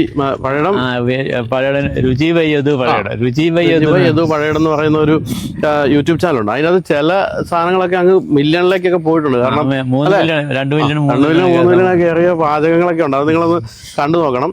എങ്കിൽ പോലും ഇവിടുത്തെ ഏറ്റവും പ്രധാനപ്പെട്ട സംഭവം എന്ന് പറയുന്നത് പാലട പ്രഥമൻ. ഈ പാലട പ്രഥമൻ നേരത്തെ തിരുമേനി നമ്മൾ ഇതിനു മുമ്പ് സംസാരിച്ചപ്പോൾ എന്നോട് പറഞ്ഞായിരുന്നു അതിന്റെ യൂട്യൂബ് വീഡിയോസ് പോലും കുറവാണെന്ന്. എന്താണ് അത് അത്ര ബുദ്ധിമുട്ട്? എന്താ ഉണ്ടാക്കുക? അതിന്റെ യൂട്യൂബ് വീഡിയോസ് തന്നെ നമുക്കിപ്പോൾ സാധാരണയ്ക്ക് നമ്മളൊരു കൊമേഴ്സ്യലായിട്ട് ചെയ്യുമ്പോൾ 1000 പേരുടെ പരിപാടിക്ക് 2 പായസം 150 ലിറ്റർ പാലട നമ്മൾ ഉണ്ടാക്കേണ്ടി വരും 1000 പേർക്ക്. അപ്പോൾ ഇവിടെ ഒരു ദിവസം 5000-6000 പോകുമ്പോൾ നമുക്കൊരു അതനുസരിച്ചിട്ട് നമുക്ക് കയറി പോകുന്നുണ്ട്. 700 ലിറ്റർ 800 ലിറ്റർ പാലടൊക്കെ എന്തായാലും നമ്മൾ ഉണ്ടാക്കി പോകാറുണ്ട്. അപ്പോൾ അത്ര വോളിയം ചെയ്യുമ്പോൾ നമുക്ക് എളുപ്പമാണ്. ഇപ്പം നമ്മൾ ഈ അളവ് പറയുമ്പോഴാണ് പാടുക. കാരണം ഈ പാല് തിളച്ച് വറ്റി വരേണ്ട ഒരു സമയമുണ്ട്. ആ സമയം എടുക്കാനാണ് ഈ സമയം കൂടുതൽ എടുക്കണം. അത് എടുത്തതിന് ശേഷം മാത്രമേ അടച്ചിറക്കാൻ പറ്റുള്ളൂ. അപ്പോൾ ഇത്രയും പാല് തിളപ്പിക്കണം. തിളപ്പിച്ചത് വറ്റി പാലിടേണ്ട ഒരു സമയം വരണം. ഈ പാലിട്ട് കഴിഞ്ഞാൽ വീണ്ടും 1 മണിക്കൂർ കൊണ്ട് അത് പാലും കൂടെ യോജിപ്പേ വരുള്ളൂ. അത് കഴിഞ്ഞാൽ പഞ്ചസാര ചേർക്കാൻ പറ്റുള്ളൂ. പഞ്ചസാര ചേർത്താൽ വീണ്ടും 1/2 മണിക്കൂർ കൊണ്ട് കഴിഞ്ഞ് അത് കെടുത്താൻ പറ്റുള്ളൂ. കെടുത്തി കഴിഞ്ഞാൽ പിന്നെ 1 മണിക്കൂർ കഴിഞ്ഞാൽ പാത്രത്തിൽ നിന്ന് എടുക്കാൻ പറ്റുള്ളൂ. നല്ല പാത്രഭാഗമാവുള്ളൂ. അതുകൊണ്ടാണ് അത്രയും സമയത്തേക്ക്. വേറൊരു കാര്യം ചോദിച്ചു, ഇവരൊക്കെ ഇത്രയും സദ്യയും പാചകം ഉണ്ടാക്കിയിട്ട് ഇവരൊക്കെ മെലിഞ്ഞായിരിക്കുന്നത്. നിങ്ങളൊക്കെ വളരെ കുറച്ച്. ഞാൻ മെലിഞ്ഞല്ലേ, എന്റെ തൂക്കം ഇതാണ്. അതായത് എനിക്ക് 58 കിലോയാണ്. കൂടിയാൽ 59, കുറഞ്ഞാൽ 57. അത് കഴിഞ്ഞ 40 വർഷമായിട്ട് മെയിൻറ്റെയിൻ ചെയ്യുന്ന തൂക്കമാണ്. ഏതുവാണെങ്കിലും അങ്ങനെ വലിയ. അപ്പൊ നമ്മളെല്ലാരും ഈ പായസമൊക്കെ ഇങ്ങനെ കുടിച്ച് വെള്ളം വെക്കുന്നു, ഇവര് മെലിഞ്ഞിരിക്കുന്നു. അതൊരു മറ്റൊരു. നമുക്ക് ബോഡി ഫ്ലെക്സിബിൾ ആയാലേ വെയിറ്റ് എടുക്കാൻ പറ്റും. ബോഡി ഫ്ലെക്സിബിൾ ആയി. അപ്പൊ നമ്മള് ഇങ്ങോട്ട് വന്നത് ഹ്യുണ്ടായി ക്രെറ്റ. എനിക്ക് ആദ്യം ഉണ്ടായിരുന്ന ഹ്യുണ്ടായി ഐറ്റൺ ആണ്. ഇപ്പോഴും നിയോസ് മാത്രമല്ല ഒരു വണ്ടി എപ്പോഴും ഹ്യുണ്ടായി കാണും, ഏത് സമയത്തുണ്ടാവും. കാരണം അത് മോസ്റ്റ് കംഫർട്ടബിളാണ്. നമുക്ക് ഒരു സ്ഥലത്ത് കൊണ്ട് പെട്ടെന്ന് കയറ്റി പാർക്ക് ചെയ്യാനും.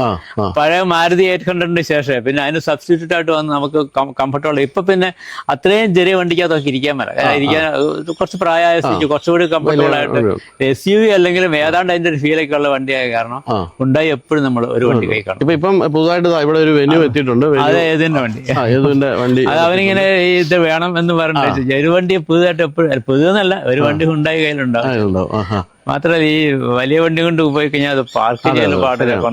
ലോങ് പോകുമ്പോൾ ഡ്രൈവറൊക്കെ ഉപയോഗിച്ച് ലോങ് ആയിട്ട് യാത്ര ചെയ്ത് പോകുമ്പോൾ നമ്മൾ അതുകൊണ്ട് ഇതിന്റെ കാര്യം പറയുകയാണെങ്കിൽ ഇത് 7 സ്പീഡ് DCT ഗിയർ ബോക്സ് ഉണ്ട്. ഭയങ്കര രസമാണ് ഓടിക്കാൻ. പെട്രോൾ 160 bhp പെട്രോൾ എഞ്ചിനും 7 സ്പീഡ് ഗിയർ ബോക്സ്.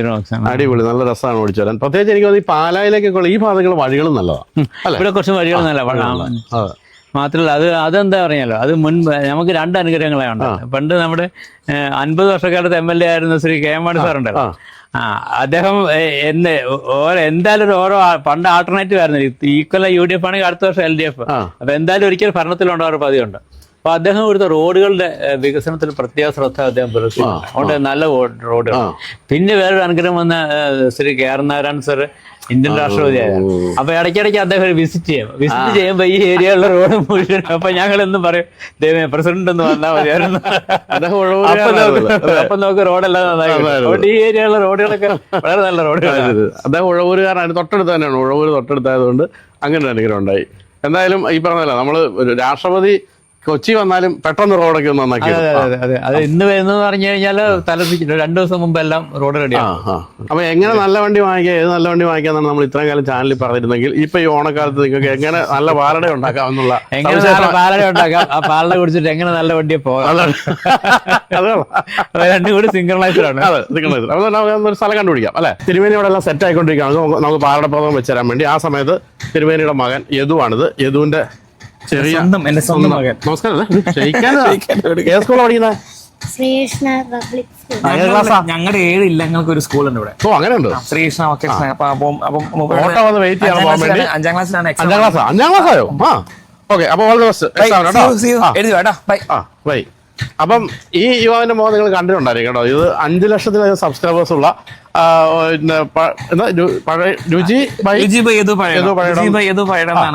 അതെല്ലാരും നമ്മുടെ ചാനൽ കണ്ടതിന് ശേഷം മാത്രം കാണുക. അല്ല പിന്നെ എല്ലാരും അത് കണ്ടോളാൻ പറഞ്ഞു.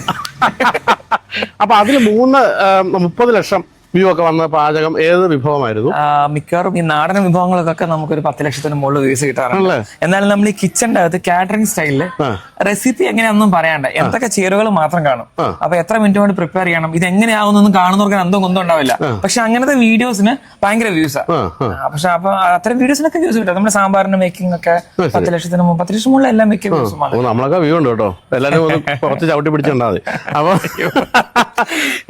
ഞങ്ങൾക്ക് ജീവിക്കണം.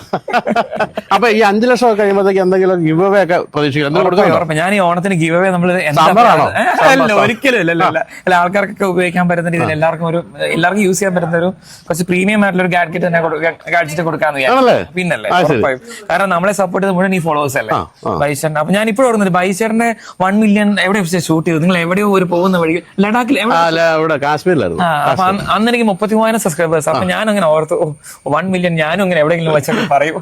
ഇങ്ങനെ 5 ലക്ഷം ഇവിടെ തന്നെ പറയാൻ പറ്റി, അതൊരു വലിയ കാര്യം. സന്തോഷമുണ്ടായാലും തീർച്ചയായിട്ടും. കാരണം ഇതിനകത്ത് മറ്റൊരു ഗിമ്മിക്സും ഇല്ല. ആ ചാനൽ കണ്ടാൽ നിങ്ങൾക്ക് മനസ്സിലാവും എങ്ങനെയാണോ ആ ഫുഡ് നിങ്ങളുടെ ഇഷ്ടപ്പെട്ട വിഭവം ഉണ്ടാക്കുന്നത്. അത് വളരെ അമ്മയും പലപ്പോഴും കൂടെ അമ്മയുണ്ട്, മുത്തശ്ശിമാരുണ്ട്, ഞങ്ങളുടെ ബന്ധുക്കളായിട്ടുള്ള കുറെ മുത്തശ്ശിമാരുണ്ട്, കുറെ അമ്മമാരുണ്ട്. അപ്പൊ നാടൻ ഈ പൊതുവെ വെജിറ്റേറിയൻ വിഭവങ്ങൾ പലർക്കും ഈ നാടൻ വിഭവങ്ങളെ പറ്റി പലർക്കും ഒരു നോളജ് ഇല്ല, എങ്ങനെ പ്രിപ്പയർ ചെയ്യണം, എങ്ങനെ ചെയ്യണം എന്നുള്ളത്. അപ്പൊ ഞങ്ങളിങ്ങനെ അവരുടെയൊക്കെ റിഫറൻസ് എടുത്തിട്ട് കുഞ്ഞു കുഞ്ഞു വീഡിയോസ്, പിന്നെ നമ്മൾ സദ്യ വയ്ക്കുന്ന സ്ഥലങ്ങളിലെ വീഡിയോസ്, അങ്ങനെ ഒരു കൺസിസ്റ്റന്റ് ആയിട്ടുള്ള സമയത്ത് അപ്ലോഡിംഗ് ഇല്ലെങ്കിലും ഒരു എല്ലാ മാസവും 2 വീഡിയോ എങ്കിലും മിനിമം നമ്മൾ ചെയ്യാറുണ്ട്. ഈ വീടിന്റെ വേറെ രസമുള്ള കാര്യമുണ്ട്. അതിപ്പോ നമ്മളിപ്പം തിരുവേനി കാണിച്ചപ്പോഴാണ് കാണുന്നത്. അതായത് ഇവിടെ പല അടുക്കളകളുണ്ട്. പല അടുക്കള ഈ കാണുന്ന ഇവരുടെ ആദ്യത്തെ അടുക്കളാണ്. ഇതിന്റെ അകത്ത് കുറെ പാചക സാധനങ്ങളൊക്കെ എന്താണെന്ന് ചോദിച്ചപ്പോൾ ഇത് അന്തർജനങ്ങളുടെ ഒരു ബിസിനസ് ആയിട്ട് നടക്കുന്നുണ്ട്. അതായത് അതിന്റെ പൈസ ഒന്നും കുടുംബത്തിലേക്ക് വരുന്നില്ലെന്നാണ് തിരുവേരി പറയുന്നത്. അല്ല, അന്തർജനങ്ങൾ കൈയടക്കി വെച്ചിരിക്കുന്നതാണ്. ഇനി ഒരു കാര്യം, എന്തുകൊണ്ടാണ് വെന്യൂ വേറൊന്നല്ല, ഒന്ന് ഓടിക്കാനുള്ള സുഖമാണ്, കൊച്ചു വണ്ടിയാണ്, ഇതിലെ ഇവിടെ പാർക്ക് ചെയ്യാൻ പറ്റും. പിന്നെ നമുക്ക് ഉണ്ടായല്ലേ, വിശ്വസിക്കാവുന്ന ഒരു ബ്രാൻഡ് അല്ലേ. അപ്പൊ എടുത്തിട്ടേ ഉള്ളൂ. i20 ഉണ്ടായിരുന്നതിന് മുമ്പ് എടുത്തിട്ട് വന്നതാണ്. ഇപ്പൊ നിന്ന് എറണാകുളത്ത് ഹൈക്കോർട്ടില് നമ്മളുടെ എല്ലാ അഡ്വക്കേറ്റ്സിനും സദ്യയുണ്ട്. 3500 പേർക്ക്. ഇപ്പം 9:15 11:30 വിളമ്പേണ്ടതാണ്. അപ്പം വണ്ടിയൊക്കെ ഓൺ ദ വേ ആണ്. ഞാൻ വിളമ്പാറാകുമ്പോൾ ഞാൻ ചെന്നാൽ മതി. അപ്പൊ അങ്ങനെ പാലട കുടിച്ചിട്ട് പോകും. പാലട കുടിച്ചിട്ട് സദ്യ കഴിക്കാനുള്ള സംവിധാനം സെറ്റ് ചെയ്യാൻ നോക്കട്ടെ. ഞാൻ സദ്യ പറ്റുകയാണെങ്കിൽ സദ്യ കഴിച്ചിട്ട് പാലട കഴിച്ചിട്ട് പോവാ. അപ്പൊ എന്തായാലും പൊക്കോ. കാരണം ജഡ്ജിമാരുടെയും വക്കീലന്മാരുടെയും പരിപാടി ആയതുകൊണ്ട് നേരത്തെ എത്തിയില്ലെങ്കിൽ എനിക്ക് വരാൻ പറ്റൂല. 14 വർഷം തടവ. ഈ അപ്പം ഇത് പറഞ്ഞ ബൈച്ചേട്ടന്റെ ഈ ഒരു ഇങ്ങനെ ഒരു എന്താ പറഞ്ഞ നമ്മുടെ ഇവിടെ സദ്യ ഇല്ലെങ്കിൽ തന്നെ പായസം കുക്ക് ചെയ്യാനായിട്ട് എന്നെ വിളിച്ചപ്പോൾ തന്നെ ഞാൻ ബൈച്ചേട്ടനെ അങ്ങോട്ട് 2 കൊല്ലം മുന്നേ വിളിച്ചു. അതെ, അന്ന് പക്ഷെ ഷൂട്ട് ചെയ്യാൻ പറ്റില്ല. അന്ന് ബൈച്ചേട്ടന് തിരക്കാളായി പോയി. അച്ഛന് പറഞ്ഞ പോലെ അച്ഛൻ നാട്ടിലുണ്ടാവാൻ വളരെ കുറച്ച് സമയങ്ങളുള്ളൂ ഓണക്കാലത്തൊക്കെ. ഇപ്പൊ നാട്ടിലുള്ളപ്പോ നേരെ ഇന്ന് ഷൂട്ട് ചെയ്യാൻ വിചാരിച്ചാണ്.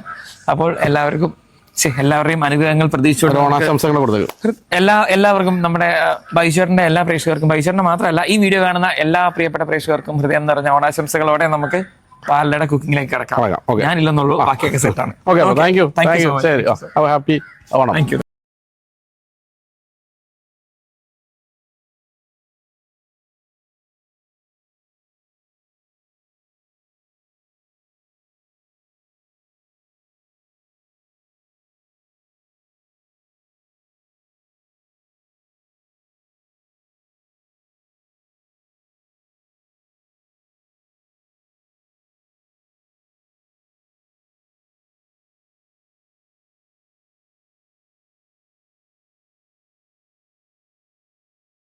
എത്ര ലക്ഷം ലിറ്റർ പാലടയാണ് ഇവിടുന്ന് പോകുന്നത് നാടിന്റെ പല ഭാഗത്തേക്ക്? ഓണക്കാലത്തേക്ക് എന്തായാലും ഒരു 10 ദിവസം കൊണ്ട് 70,000-80,000 ലിറ്റർ പായസം മൊത്തം പോകും അല്ലേ?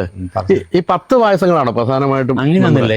ഈ ഓണ സീസണിൽ ഞങ്ങൾ 10 പായസത്തിലേക്കൊന്നും പോകില്ല. കാരണം പൊതുവെ എത്ര തരം പായസം ഉണ്ടാവും? പൊതുവെ ഞങ്ങള് 100 ടൈറ്റിൽസ് ആണ്. 100 പായസമോ? അതെ അതെ അതെ. പക്ഷെ പൊതുവെ ആൾക്കാർ ഇഷ്ടപ്പെടുന്ന അതിൻ്റെ അകത്തൊരു 10-12 ഐറ്റമാണ് ഈ ഒരു കൺവെൻഷനലായിട്ട് സാധാരണ രീതിക്ക് ഉപയോഗിക്കുന്ന ഐറ്റം. അതിലേറ്റവും ഹിറ്റ് അതിൽ പോകുന്ന പഴപ്രസാദനാണ് പോകുന്നത്. പാലടയാണ് പോകുന്നത്. വടക്കൻ കാലത്തേക്ക് എത്തിയ പഴപ്രസാദനും വരും, പാലട ഉണ്ടാവും. മധ്യതിരുവാങ്കാലം എത്തുമ്പോൾ അടപ്രസാദനും പാൽപ്പായസമാണ്. തെക്കൻ കാലത്തേക്ക് എത്തി കഴിഞ്ഞാൽ അവിടെ പിന്നെ 4-5-6 പായസം ഉണ്ട്. ഏതൊക്കെയായാലും കുഴപ്പമില്ല. പരിപ്പോ ഗോതമ്പോ കടലപ്രസാദന് കുറച്ച് പ്രാധാന്യമുള്ള സ്ഥലം തെക്കോട്ട്. ഇങ്ങോട്ടും അത്ര ആവശ്യം ആൾക്കാർ ചോദിക്കുന്നത്. പക്ഷെ എനിക്ക് തോന്നുന്നത് പലതിനും പല ആവശ്യക്കാരുണ്ടെങ്കിലും പാലട ഒരു പൊതു പാലട ഒരു പൊതുവെ എല്ലാവരും സാർവജനീയമായിട്ട് അംഗീകരിക്കപ്പെട്ട ഒരു സംഭവമാണ്. അപ്പൊ നമ്മളിപ്പോ എന്തൊക്കെയാണ് നമ്മളിപ്പോ ഞങ്ങള് ഇന്നിപ്പോ രാവിലെ നിങ്ങൾ വന്നിരുന്നെങ്കിൽ ഇവിടുന്ന് കയറിപ്പോയായിരുന്നു. ഇഷ്ടം പോലെ വലിയ വാർപ്പിൽ കടന്നു പോയി. ആ സംഭവം പോയി കഴിഞ്ഞു. അപ്പൊ നിങ്ങൾ കണ്ടല്ല, നമ്മൾ ലോഡ് കയറിപ്പോന്ന് കണ്ടല്ലേ. ഈ കാണുന്ന എല്ലാ ആൾക്കാർക്കും ഒരു പാലട എങ്ങനെ വയ്ക്കാം എന്നൊരു പരിചയപ്പെടുത്തലാണ്. ഇത് നമ്മൾ പക്ഷെ ചെറിയ ക്വാണ്ടിറ്റി. ഇതിപ്പോ ഒരു 2.5 ലിറ്റർ പാൽ കൊണ്ടുള്ള പാലടയാണ് നമ്മൾ ഉപയോഗിക്കുന്നത്. ഇതിന്റെ അകത്ത് നമ്മൾ 2.5 ലിറ്റർ പാലെടുത്തിട്ടുണ്ട്. അതിലേക്ക് നമ്മൾ 200 ഗ്രാം 200 ഗ്രാം പാലടാണ്. ഇത് സാധാരണ ഈ അട ആൾക്കാർ വാങ്ങാൻ ശ്രദ്ധിക്കണം. സാധാരണ ഇതിന്റെ അട വരുന്നുണ്ട്, മൈദയുടെ അട വരുന്നുണ്ട്. പക്ഷെ ഇത് അരിയുടെ അട തന്നെയാണ്. ഈ അടയാണ് പാലടയ്ക്ക് ഏറ്റവും കൂടുതൽ പൊലിമ വരുന്നതും അത് സ്റ്റിക്ക് ചെയ്യാണ്ട് ഒട്ടിപ്പിടിക്കാണ്ട് നമുക്ക് അതിനൊരു കൺസിസ്റ്റൻസി കിട്ടുന്ന ആ അട ഉപയോഗിക്കപ്പെടാണ്. ഇത് ഒരുപാട് കമ്പനികളുടെ അട നമുക്ക് മാർക്കറ്റിൽ വാങ്ങാൻ കിട്ടുന്നു. അത് പ്രത്യേകം പറഞ്ഞു വാങ്ങണം, അരിയുടെ അട തന്നെ വേണം എന്ന് പറഞ്ഞ് ഇത് കണ്ടുപോയി ഈ സൈസ് വാങ്ങാൻ ശ്രദ്ധിച്ചാൽ മതി. അത് ഒരു 200 അട എടുത്തിട്ടുണ്ട്. അതിലേക്ക് ഉണ്ട് നമ്മൾ 500 ഗ്രാമോളം പഞ്ചസാര എടുത്ത് വെച്ചിട്ടുണ്ട്. ഒരു ശകലം നെയ്യുണ്ട്, വെള്ളമുണ്ട്, പാലുമുണ്ട്, അത്രയുണ്ട്. വേറെ ഒന്നുമില്ല. നമ്മൾ ഇതിൻ്റെ അകത്ത് ആർട്ടിഫിഷ്യൽ ആയിട്ടുള്ള ഒരു സാധനവും നമ്മൾ ആഡ് ചെയ്യുന്നില്ല. ആകെ നമ്മൾ ഉരുളിക്കകത്ത് പാല് വെച്ച് ഇതിലിപ്പോ കാര്യം 2.5 ലിറ്റർ പാലല്ലേ ഉള്ളൂ എന്ന് ചോദിച്ചാൽ കൂടി ഇത് തയ്യാറായി വരുമ്പോൾ 1 മണിക്കൂർ മിച്ചം എടുക്കും. കാരണം ഇത് പറ്റണം, ഈ 2.5 ലിറ്റർ പാലുണ്ടാവും. അതിൻ്റെ കൂടെ നമ്മൾ ആദ്യം തന്നെ ഒരു 1/2 ലിറ്ററിന് മുകളിൽ വെള്ളം ഒഴിച്ചിട്ടാണ് വയ്ക്കുക. അപ്പൊ 1/2 ലിറ്ററും വറ്റി ഈ 2 ലിറ്റർ പാലിൻ്റെ അകത്ത് ഒരു 500 മില്ലി പാലും വറ്റി കഴിയുമ്പോൾ 2 ലിറ്ററേ ഉള്ളൂ. അതിലേക്ക് പിന്നെ നമ്മൾ അട ആഡ് ചെയ്തിട്ടാണ് പിന്നെ നമ്മൾ ശരിയാക്കി എടുക്കുക കുറുകി കഴിഞ്ഞിട്ട്. അപ്പൊ ഒരു പ്രോസസ് ഉണ്ട്. അതിന്റെ ആ പ്രോസസ്സിന് വേണ്ടിയിട്ടാണ് നമ്മൾ ഇത്ര സമയം എടുക്കുന്നത്. അപ്പൊ അത് നമ്മൾ ഇതൊന്നും അല്ലാണ്ട് ചെയ്യാൻ പറ്റും. പക്ഷെ നമ്മുടെ ജെന്യുവൻ ആയിട്ടുള്ള പാലട എങ്ങനെ ഉണ്ടാക്കാമെന്ന് ആൾക്കാർക്ക് ഒന്ന് പരിചയപ്പെടുത്തലാണ്. ഇതിന് മുൻപ് നമ്മുടെ യൂട്യൂബിലൊക്കെ ഉണ്ടാവും. പക്ഷെ നമ്മൾ ഇന്ന് വന്ന് കഴിഞ്ഞപ്പം ഇതാണ് ഏറ്റവും കംഫർട്ടബിൾ ആയിട്ട് തോന്നി. നമുക്ക് ചെയ്യാം. ഓക്കെ, ആദ്യം നമ്മൾ ആദ്യം നമ്മൾ അട വേവിക്കാനുള്ള വെള്ളം നമ്മൾ ആദ്യം തന്നെ ഒഴിച്ച് തിളപ്പിച്ചിട്ട് നമ്മൾ അട വേവിക്കുക.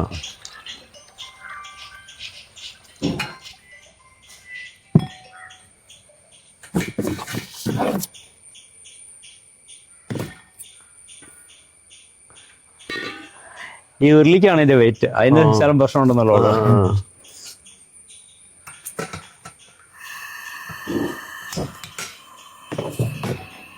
ഓക്കെ, വെള്ളം തിളക്കട്ടെ. ഇതിനിങ്ങനെ ഓരോ പ്രോസസ്സാണ്. വെള്ളം തിളച്ചു, അത് നമ്മൾ അടയിട്ടു. ആ അട വെന്ത് അതിന് കുറച്ച് സമയം എടുക്കും. 1/2 മണിക്കൂറിന്റെ വെന്ത് കിട്ടുള്ളൂ. അട ഇടുമ്പോഴേ വേവില്ല. ഇട്ട് ജസ്റ്റ് ഒന്ന് ഇളക്കിയിട്ട് നമ്മൾ മാറ്റി വയ്ക്കുക. പിന്നെ അടച്ച് മാറ്റി വയ്ക്കും. അത് നമ്മൾ പാല് കയറ്റും. പാല് കയറ്റിട്ട് പാലിന് ഉരുളി വയ്ക്കും. ഉരുളി വെച്ച് പാല് ഒഴിച്ച് തിളപ്പിക്കാൻ തുടങ്ങി കഴിഞ്ഞാൽ പിന്നെ അന്നേരത്തെ നമ്മൾ അട വെന്തിട്ടുണ്ടാവും. പിന്നെ നല്ലോണം കഴുകിയിട്ട് ഫിൽറ്റർ ചെയ്ത് കൊണ്ടുവന്ന് വെക്കണം. പാല് കുറി കഴിയുമ്പോൾ അടയിലേക്ക് ഇടുന്നു. അടയിലേക്ക് ഇട്ടാൽ പിന്നെ നമുക്ക് ഒരു 10 മിനിറ്റ് കൊണ്ട് 15 മിനിറ്റ് കൊണ്ട് തീരും. അതിന് വരെയുള്ള സമയമാണ്. ഇപ്പൊ നമ്മൾ സാധാരണ ഒരു വീട്ടിലൊക്കെ ചെന്ന് കഴിഞ്ഞാൽ രാവിലെ എന്താ ചായ എടുക്കട്ടെ എന്ന് ചോദിക്കും. നമ്മളിപ്പോ ഇവിടെ വന്നപ്പോ യദുവിന്റെ ഭാര്യ പാലട എടുക്കട്ടെ എന്നാ ചോദിച്ചത് രാവിലെ. കാരണം ഇവിടെ എപ്പോഴും സൗകര്യമാണ്. ഇവിടെ അതാണ് പ്രശ്നം. ഇവിടെ ഇന്നിപ്പോ സാധാരണ നമ്മൾ ഇതൊക്കെ കഴിഞ്ഞിട്ട് പാചകമൊന്നും ഇല്ലാത്ത ചില ദിവസങ്ങൾ 3 days ഉണ്ടാവില്ല. അപ്പൊ അന്നേരം ഉച്ചയ്ക്കൊക്കെ ഇരിക്കും ചേടാ ശകലം പായസം കിട്ടിയിരുന്നെങ്കിൽ അന്നേരം തോന്നും. അല്ലാത്തപ്പോ ഉണ്ടാക്കണ സാധനം കഴിക്കാനേ തോന്നാറില്ല. അതിപ്പോ അമൃത ഇതിന്റെ വൈഫ് പറയണ്ടായി, നിങ്ങൾ രണ്ടുപേരും അച്ഛനും മോനും അവിടുന്ന് പൊതുവെ കഴിക്കാറല്ലേ?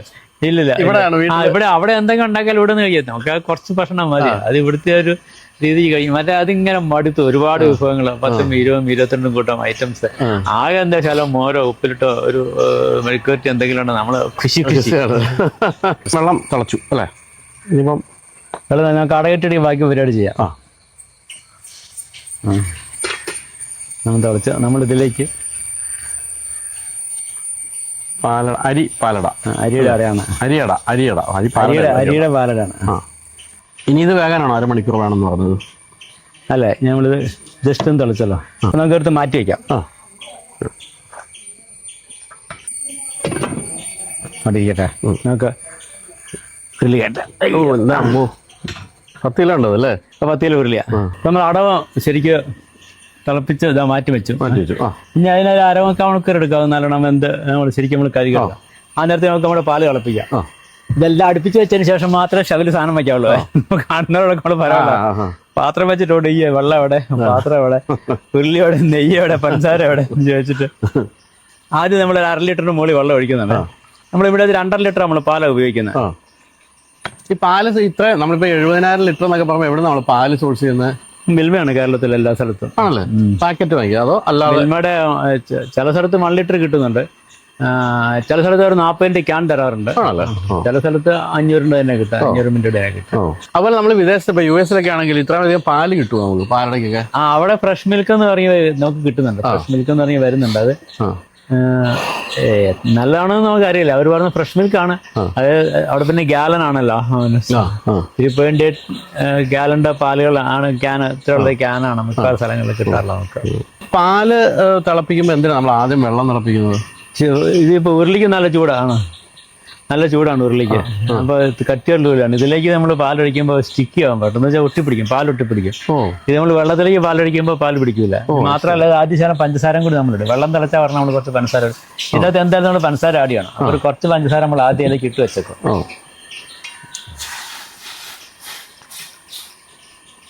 ശരിക്കും ഇതാണ് ബുദ്ധിമുട്ട്. ഒരു 1000 പേരെ 2000 പേരെ സദ്യയുടെ പാൽപ്പാസം ഉണ്ടാക്കാൻ പറയാം. നമുക്ക് ഇത് അതല്ല, ചെറുതിന്റെ അല്ല. ഇതിപ്പോ ചെറിയ സ്റ്റൗ ആണ്. അതിന്റെ ഫ്ലെയിം കുറവായിരിക്കും. ചെറിയ പാത്രമാണ്. പാല് പൊങ്ങിപ്പോണ് നോക്കണം. മറ്റാ വിഷയങ്ങളൊന്നും ഇല്ല. വലിയ വാർപ്പ് നമുക്ക് പാലൊഴിച്ച് നമ്മുടെ വഴിക്ക് കിടക്കല്ലോ. എനിക്ക് തോന്നുന്നു ഈ വീട്ടിൽ ആദ്യമായിട്ട് അടിക്കും 2.5 ലിറ്ററിന്റെ പായസം. ഷോയ്ക്ക് വേണ്ടി മാത്രം ചെയ്യുന്ന പരിപാടിയല്ല. ഞാൻ ആദ്യമായിട്ട് വന്നപ്പോ ചോദിക്കുന്ന തരത്തിൽ ഒരു ചോദ്യം തന്നെ, ഈ വീട്ടിൽ അടുക്കള ഉണ്ടോന്നായിരുന്നു. കാരണം വീട്ടിലൊക്കെ ഇവിടെ തന്നെ ഉണ്ടാകും. ഈ വീട്ടിൽ അടുക്കള ഉണ്ടെന്ന് മാത്രമല്ല, എല്ലാ വീട്ടിലും അടുക്കള ഉണ്ടാവണമെന്നാണ് നമ്മൾ. അടുക്കള മീൻസ് അങ്ങനെയല്ല പൊതുവെ ആർത്തി പറഞ്ഞല്ലോ. ഈ ഇൻസ്റ്റന്റ് ഫുഡിലേക്ക് ആൾക്കാർ മാറിയോടുകൂടി പലതും പാർസലാക്കിയിട്ട് ഇഷ്ടമല്ല അങ്ങനെ വാങ്ങി കഴിക്കുന്ന ഒരു ശീലത്തിലേക്ക് ആൾക്കാർ മാറുന്നുണ്ട്. സമയമില്ലാത്തതുകൊണ്ടാണെങ്കിൽ കൂടി അടുക്കള വീടിന്റെ ഏറ്റവും സജീവമായിട്ട് നിൽക്കേണ്ട ഒരു പോർഷൻ അത് ഉണ്ടാവണം എന്നുള്ളതായിരുന്നു. അതുകൊണ്ട് ശകലം നെയ്യൂരി ഒഴിക്കാം. പകുതി നെയ്യേ ഒഴിച്ചിട്ടുള്ളൂ. അത് ഇത് പാല് പിടിക്കാണ്ടിരിക്കാൻ വേണ്ടിയിട്ടാണ്. അപ്പൊ നമ്മളിപ്പം 200 ലിറ്റർ ആണെങ്കിലും ഇതേ പ്രോസസ്സാണ്. എല്ലാം ഇതേ പ്രോസസ്സ് എല്ലാം വന്നിട്ട് കട്ടിൽ ചെറുതായാലും കാല് നാലും വേണമെന്ന് പറയാം. നമുക്ക് കുറേശ്ശെ പാൽ ഒഴിച്ചു കൊടുക്കാം.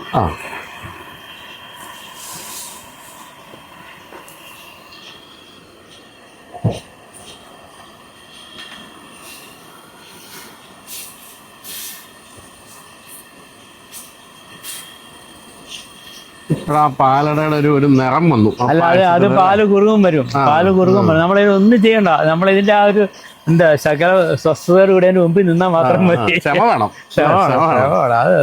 ക്ഷമ ഇല്ലാത്തതുകൊണ്ടാണ് ഇൻസ്റ്റന്റ് ഫുഡ് വരുന്നത്. ഇത് ഇൻസ്റ്റന്റ് അല്ലാത്തതുകൊണ്ടാണ് ക്ഷമയാണെന്ന് പറഞ്ഞത്. ഇതിപ്പോ നമ്മൾ ഓണക്കാലത്ത് എല്ലാവർക്കും പാലട വയ്ക്കാൻ വേണ്ടി നമ്മൾ കാണിച്ചു കൊടുക്കണല്ലേ. അതെ. സാധാരണ ഈ ഒരു 2.5 ലിറ്റർ ആണെങ്കിൽ എത്ര പേർക്ക് കഴിക്കാവുന്നതാണ് ഒരു വീട്ടിൽ? സാധാരണ 2.5 ലിറ്ററിന്റെ ഒരു പാലട നമ്മൾ സ്വാഭാവികമായിട്ട് ഒരു 150 മില്ലി കൂടുതൽ ഒരാൾ കഴിക്കില്ല. പരമാവധി കഴിക്കാണ്. അപ്പൊ ഇതൊരു 15 പേർക്ക് സുഖമായിട്ട് കഴിക്കാം. 15 പേർക്കുണ്ട് 2.5 ലിറ്റർ അല്ലേ? ശരി.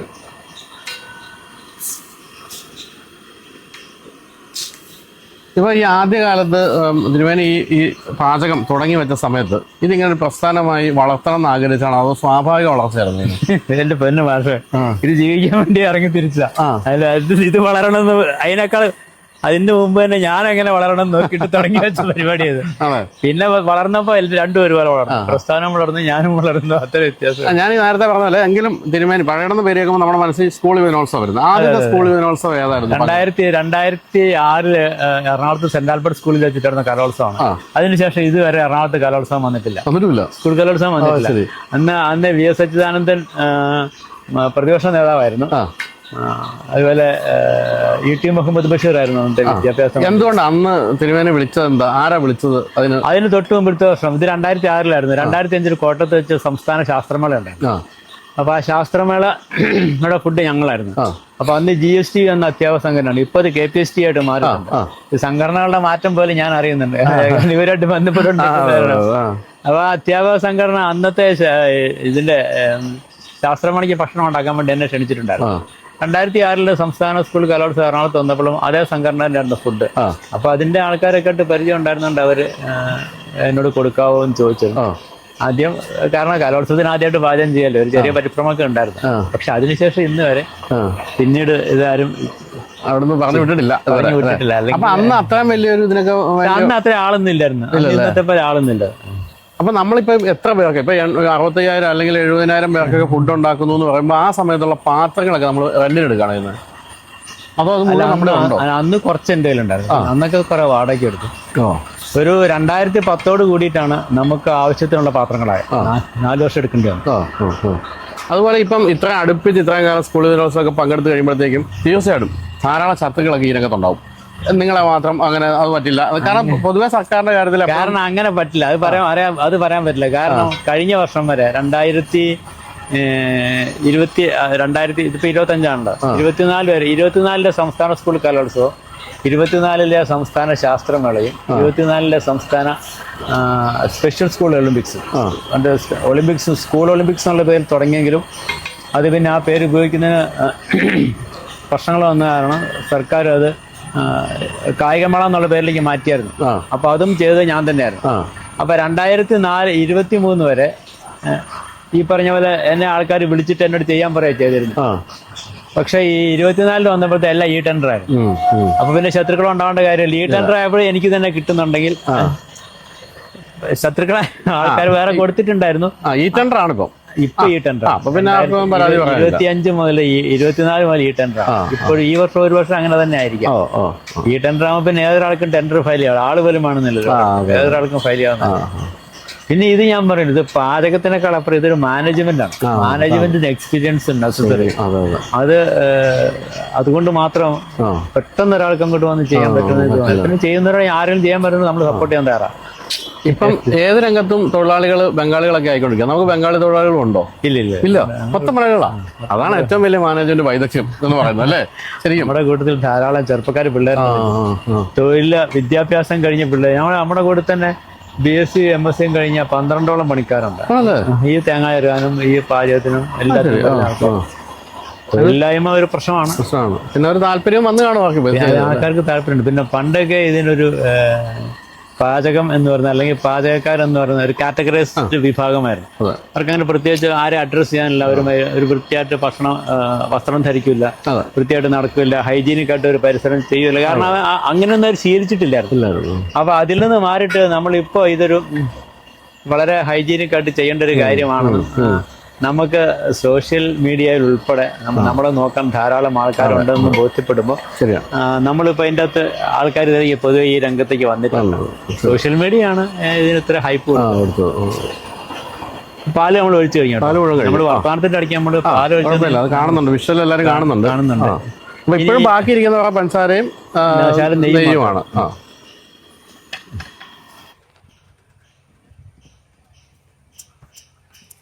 ഈ ഉരുളി ചെറിയ കാരണം ചെറിയൊരു പ്രശ്നമുണ്ട്. ചെറിയ ചെറിയ പ്രശ്നങ്ങളാണ്, എല്ലാം ചെറുതായതിന്റെ പ്രശ്നങ്ങളാണ്. നമ്മളെ സംബന്ധിച്ചിടത്തോളം ഞാൻ പറയാല്ലേ, എനിക്ക് ചെറുത് വലിയ പ്രശ്നം ഞാൻ പറയേണ്ട കാര്യം ഇതാണ്. ഇതിന്റെ ഫ്ലെയിം കൺട്രോൾ ചെയ്യാൻ നല്ല പണിയാണ്. നോക്കാം.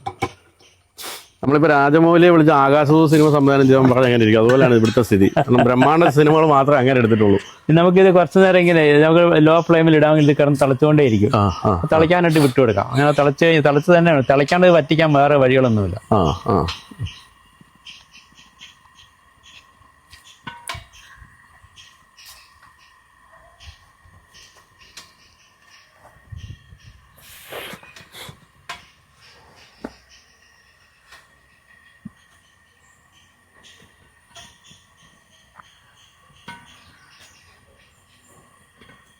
പിന്നെ സ്കൂൾ യുവജനോത്സവത്തിനൊക്കെ നമ്മൾ ബ്രേക്ക്ഫാസ്റ്റ് ഒക്കെ ഉണ്ടാക്കുന്നുണ്ടല്ലോ, പലതരത്തിലുള്ള ബ്രേക്ക്ഫാസ്റ്റ് വിഭവങ്ങൾ. ദോശ, അപ്പം, ഇടിയപ്പം, ഇഡ്ഡലി, പുട്ട് എല്ലാം കൊടുക്കുന്നുണ്ട്. മലയാളികൾ ഏറ്റവും പ്രിയപ്പെട്ട പ്രഭാത ഭക്ഷണം ഏതാണെന്നാണ് തോന്നിയിരിക്കുന്നത്? അല്ല, നമ്മളതിന് എല്ലാം കൊടുക്കാറുണ്ട്.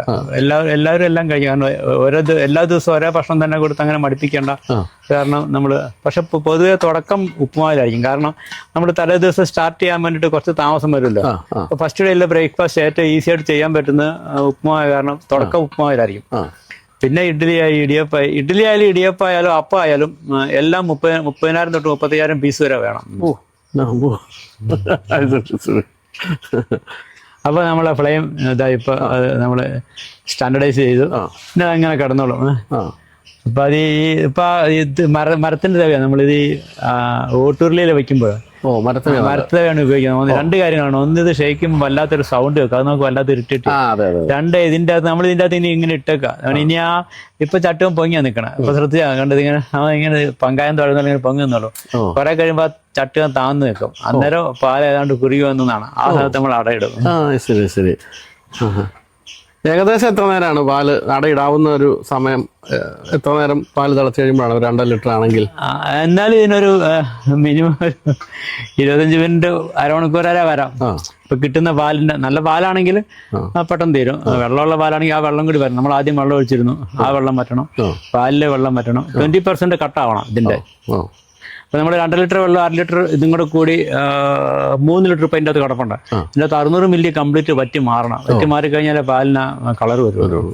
പാലൊഴിച്ച് ഏകദേശം 25 മിനിറ്റ് ആയി. പാല് കണ്ട് റെഡിയായി. ഇപ്പൊ പാല് കണ്ടത് ഇങ്ങനെ നല്ല കുറുകി വന്നിട്ടുണ്ട്. ഇതിന്റെ ഒരു പ്രത്യേക ഒരു കളറും ഇത് അതിനാണ്. പാല് വറ്റി കളറാണ്. നമ്മൾ അട വേവിക്കാൻ വെച്ചിട്ടുണ്ടാണ്. അത് അട നമ്മൾ ഇതിന്റെ അകത്ത് വെള്ളം ഉണ്ടായിരുന്നു, അതിലേക്ക് അട ഇട്ടാണ് ഇത് ശരിക്കും അവിടെ വെന്തിരിക്കുകയാണ്. ഇനി ഇതിപ്പോ നല്ല ചൂടുണ്ട് ഇതിന്. ഇത് നമ്മൾ നല്ലോണം കൊണ്ടുപോയിട്ട് തണുത്ത വെള്ളത്തിൽ 2 പ്രാവശ്യം കഴുകിയിട്ട് എടുത്തിട്ട് വരണം. അപ്പൊ അതിനുശേഷം നമുക്ക് അടയിലിടാം. അപ്പൊ ഏതാണ്ട് അവസാന ഭാഗത്തേക്ക് നമ്മൾ എത്തുകയാണ്. അപ്പൊ ഞാൻ ചോദിക്കട്ടെ, ഇതിങ്ങനെ സ്ഥിരമായിട്ട് ഇതൊക്കെ ഉണ്ടാക്കി കുടിച്ച് ഷുഗർ പേഷ്യന്റ് ആണോ ഇപ്പൊ ഇവിടെ എല്ലാവരും? പേഷ്യൻസ് ആണോ? എനിക്ക് ഷുഗർ ഡൗൺ ആണ്. പലതവണ തല ഇറങ്ങി വീണ ചരിത്രമേ ഉള്ളൂ. അത് ദൈവം അനുഗ്രഹിച്ചു തന്നതാണല്ലോ. അത് കാരണം എനിക്കൊരു വലിയ പ്രശ്നമുണ്ട്. ഞാൻ ഉണ്ടാക്കുന്ന പായസത്തിനൊക്കെ മധുരം കൂടുതലായിരിക്കും. അങ്ങനെയുണ്ടല്ലേ? പക്ഷെ പകുതിയിലധികം ഷുഗർ പേഷ്യൻസ് ലോകത്തിൽ. അത് കാരണം പഞ്ചസാര ഇടാം. ഞങ്ങളോട് പരിഗണിക്കണം. അതെ, പഞ്ചസാര ഇടുകയാണ്. അപ്പൊ നിങ്ങൾ പറഞ്ഞാൽ ഞാൻ അളവ് കുറച്ച് കിട്ടാം. നിങ്ങളെ പരിഗണിക്കണത് പറയാനുള്ള. അപ്പൊ ഇനി എത്ര നേരം കൂടെ? ഒന്നുമില്ല, ഇതാ കഴിഞ്ഞ ആ പഞ്ചസാര നമ്മൾ ഇട്ടില്ലേ, അതിന്റെ അത് ലേശം വാട്ടർ കണ്ടന്റ് ഉണ്ടാവും. അത് ഇതൊന്നും അങ്ങ് പതഞ്ഞാൽ അത് തീർന്നു. ശരി.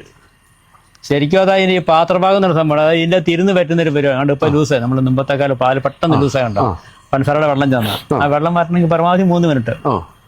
അപ്പൊ നമ്മളിപ്പോ ശരിക്കും 1/2 കിലോ പഞ്ചസാര എടുത്ത് വെച്ച് കുറച്ച് ബാക്കിയുണ്ട്. 1/2 കിലോ നമ്മൾ ഇതിന്റെ അകത്ത് നമ്മൾ അളവ് കുറച്ചായിരുന്നല്ലോ. ഇതിന്റെ അകത്ത് 5 ലിറ്റർ ആദ്യം ഉദ്ദേശിച്ചിരുന്നത്. പിന്നെ നമ്മൾ അളവ് കുറയ്ക്കാന്ന് പറഞ്ഞാൽ അളവ് കുറച്ച്, അത് കാരണം കുറച്ച് മാറ്റി വെച്ചു. ഇതാണ് പാലട. വിഖ്യാതമായ ഇവിടുത്തെ ഈ ഒരു കുടുംബത്തിന്റെ സിഗ്നേച്ചർ ഡിഷ് എന്ന് വിളിക്കാവുന്ന പഴയടം പാലട എന്ന് പറയുന്ന സാധനം. അട ഇങ്ങനെ ഫ്ലോട്ട് ചെയ്ത് നിൽക്കുന്നത്. നമ്മൾ ആദ്യം അടയിടുമ്പോഴതിന്റെ അടിയിലാണെങ്കിൽ പഞ്ചസാര ചെല്ലുമ്പോൾ ഡെൻസിറ്റി പറയുന്നതാണ്. അതിങ്ങനെ മുകളിലേക്ക് ഫ്ലോട്ട് ചെയ്ത് വരും. വേറെ കാര്യമാണ് നിലവിൽ പറഞ്ഞു. ഇതിന്റെ ഈ സൈഡിൽ കാണുന്ന ഒരു കോട്ടിങ് വരും കുറച്ച്. അത് ഉരുളി അതിങ്ങനെ അത് ഉരുളി കണ്ട് ഇത് മിൽക്കാണ് ശരിക്കും. പാലും നെയ്യും പഞ്ചസാര മാത്രമേ അതിൻ്റെ അകത്തുള്ളൂ. കുറച്ച് കഴിയുമ്പോൾ അത് ഒട്ടിപ്പിടിക്കും അല്ലേ? അല്ലാതെ ഇപ്പോഴും ഒട്ടിയായിരിക്കും. ഇനി അത് എടുക്കണമെങ്കിൽ കത്തിക്ക് ചേരണം, നമ്മുടെ ഇതിനൊന്നും കിട്ടില്ല. അത് കത്തിക്ക് ചേരണ്ടി കഴിച്ചു കഴിഞ്ഞാൽ ശരിക്കും മിൽക്ക് ക്രീം പോലെയാണെന്ന് പറയുന്നത്. മിൽക്ക് പേടയല്ല. മിൽക്ക് പേടയ്ക്കകത്ത് പക്ഷേ മിക്സിംഗ് ഉണ്ട്, ഇതിൻ്റെ അകത്ത് ഒരു മിക്സിംഗ് ഇല്ല. അപ്പൊ നമ്മള് അവസാനിപ്പിക്കാൻ പോകുകയാണ്. കഴിച്ചിട്ടാണ് കൈയടിക്കേണ്ടത് അല്ലേ? അപ്പൊ ഷൂട്ട് ചെയ്തുകൊണ്ടിരിക്കുന്നവരെല്ലാരും കൊതിപ്പിച്ചുകൊണ്ട് ഞാൻ ഇത് കുറച്ചെടുത്ത് കഴിക്കാൻ പോവാണ്. എനിക്ക് തരും, അതുകൊണ്ട് കണ്ണു വെക്കരുത്. ഇത് ഏറ്റവും കൂടുതൽ കണ്ട് കൊതിക്കാൻ എന്റെ മോളായിരിക്കും കേട്ടോ. അവളെ ഇതിന്റെ ഒരു ഫാനാണ്. അതെ, അവിടെ ഇങ്ങനെ ചില്ല് പോലെ ഫ്ലോട്ട് ചെയ്ത് നിൽക്കും. കുറച്ചും കൂടെ കഴിഞ്ഞാൽ നല്ല കട്ടിയായി കഴിഞ്ഞാൽ അതിങ്ങനെ പൊങ്ങി തന്നെ നിൽക്കും.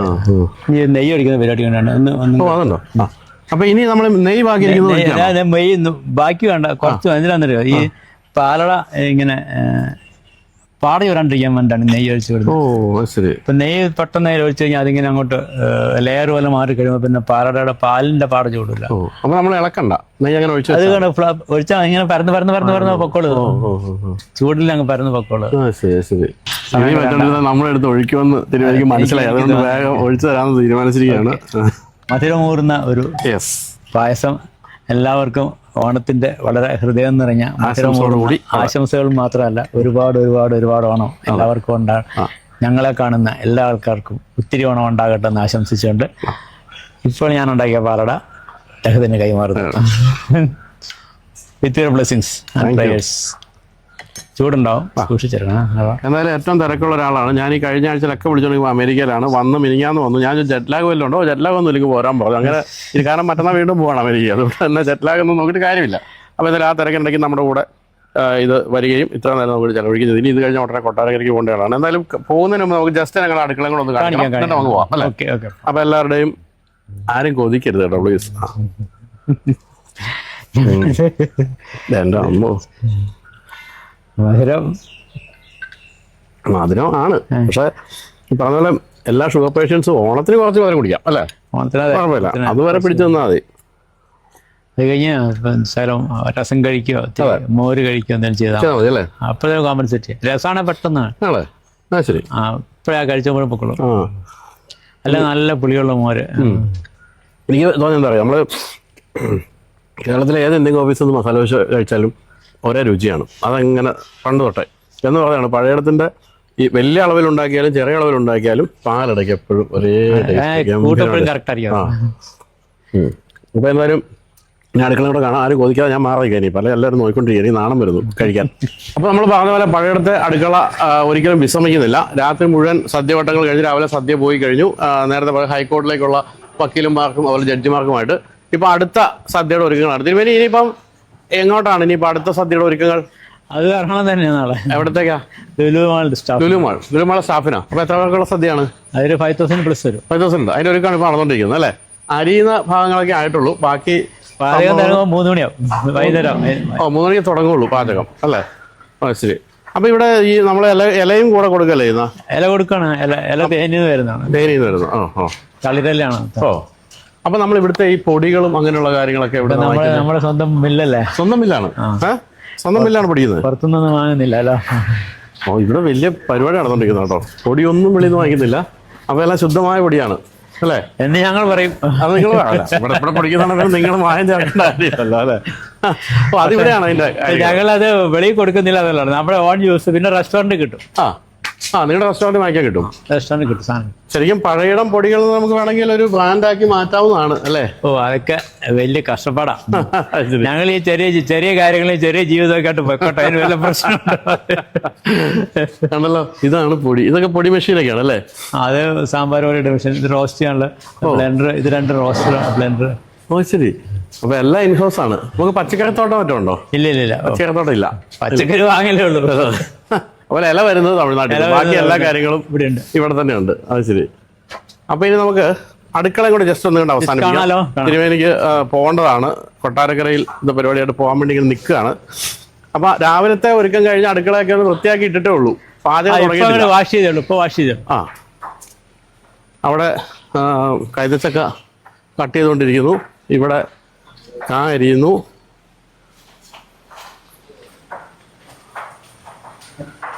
അതുപോലെ ചെറിയ പരിപാടികളൊന്നുമില്ല, എല്ലാം വലിയ വലിയ തോതിലാണ് എല്ലാം നടന്നുകൊണ്ടിരിക്കുന്നത്. എല്ലാ വലിയ പരിപാടികളുണ്ട്.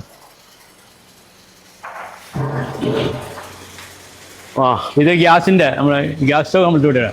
അപ്പൊ അങ്ങനെ എല്ലാം കഴുകി വൃത്തിയാക്കി 3 മണിയോടുകൂടി പാചകം തുടങ്ങും. ഇപ്പൊ അരിയലാണ് അല്ലേ? അരി അവരിപ്പോ 2 മണിയൊക്കെ ആളത്തെ സംഭവം ഇപ്പൊ തിറങ്ങാളില്ലാതെ നമുക്ക് കിട്ടും, ഉഷാറാവും.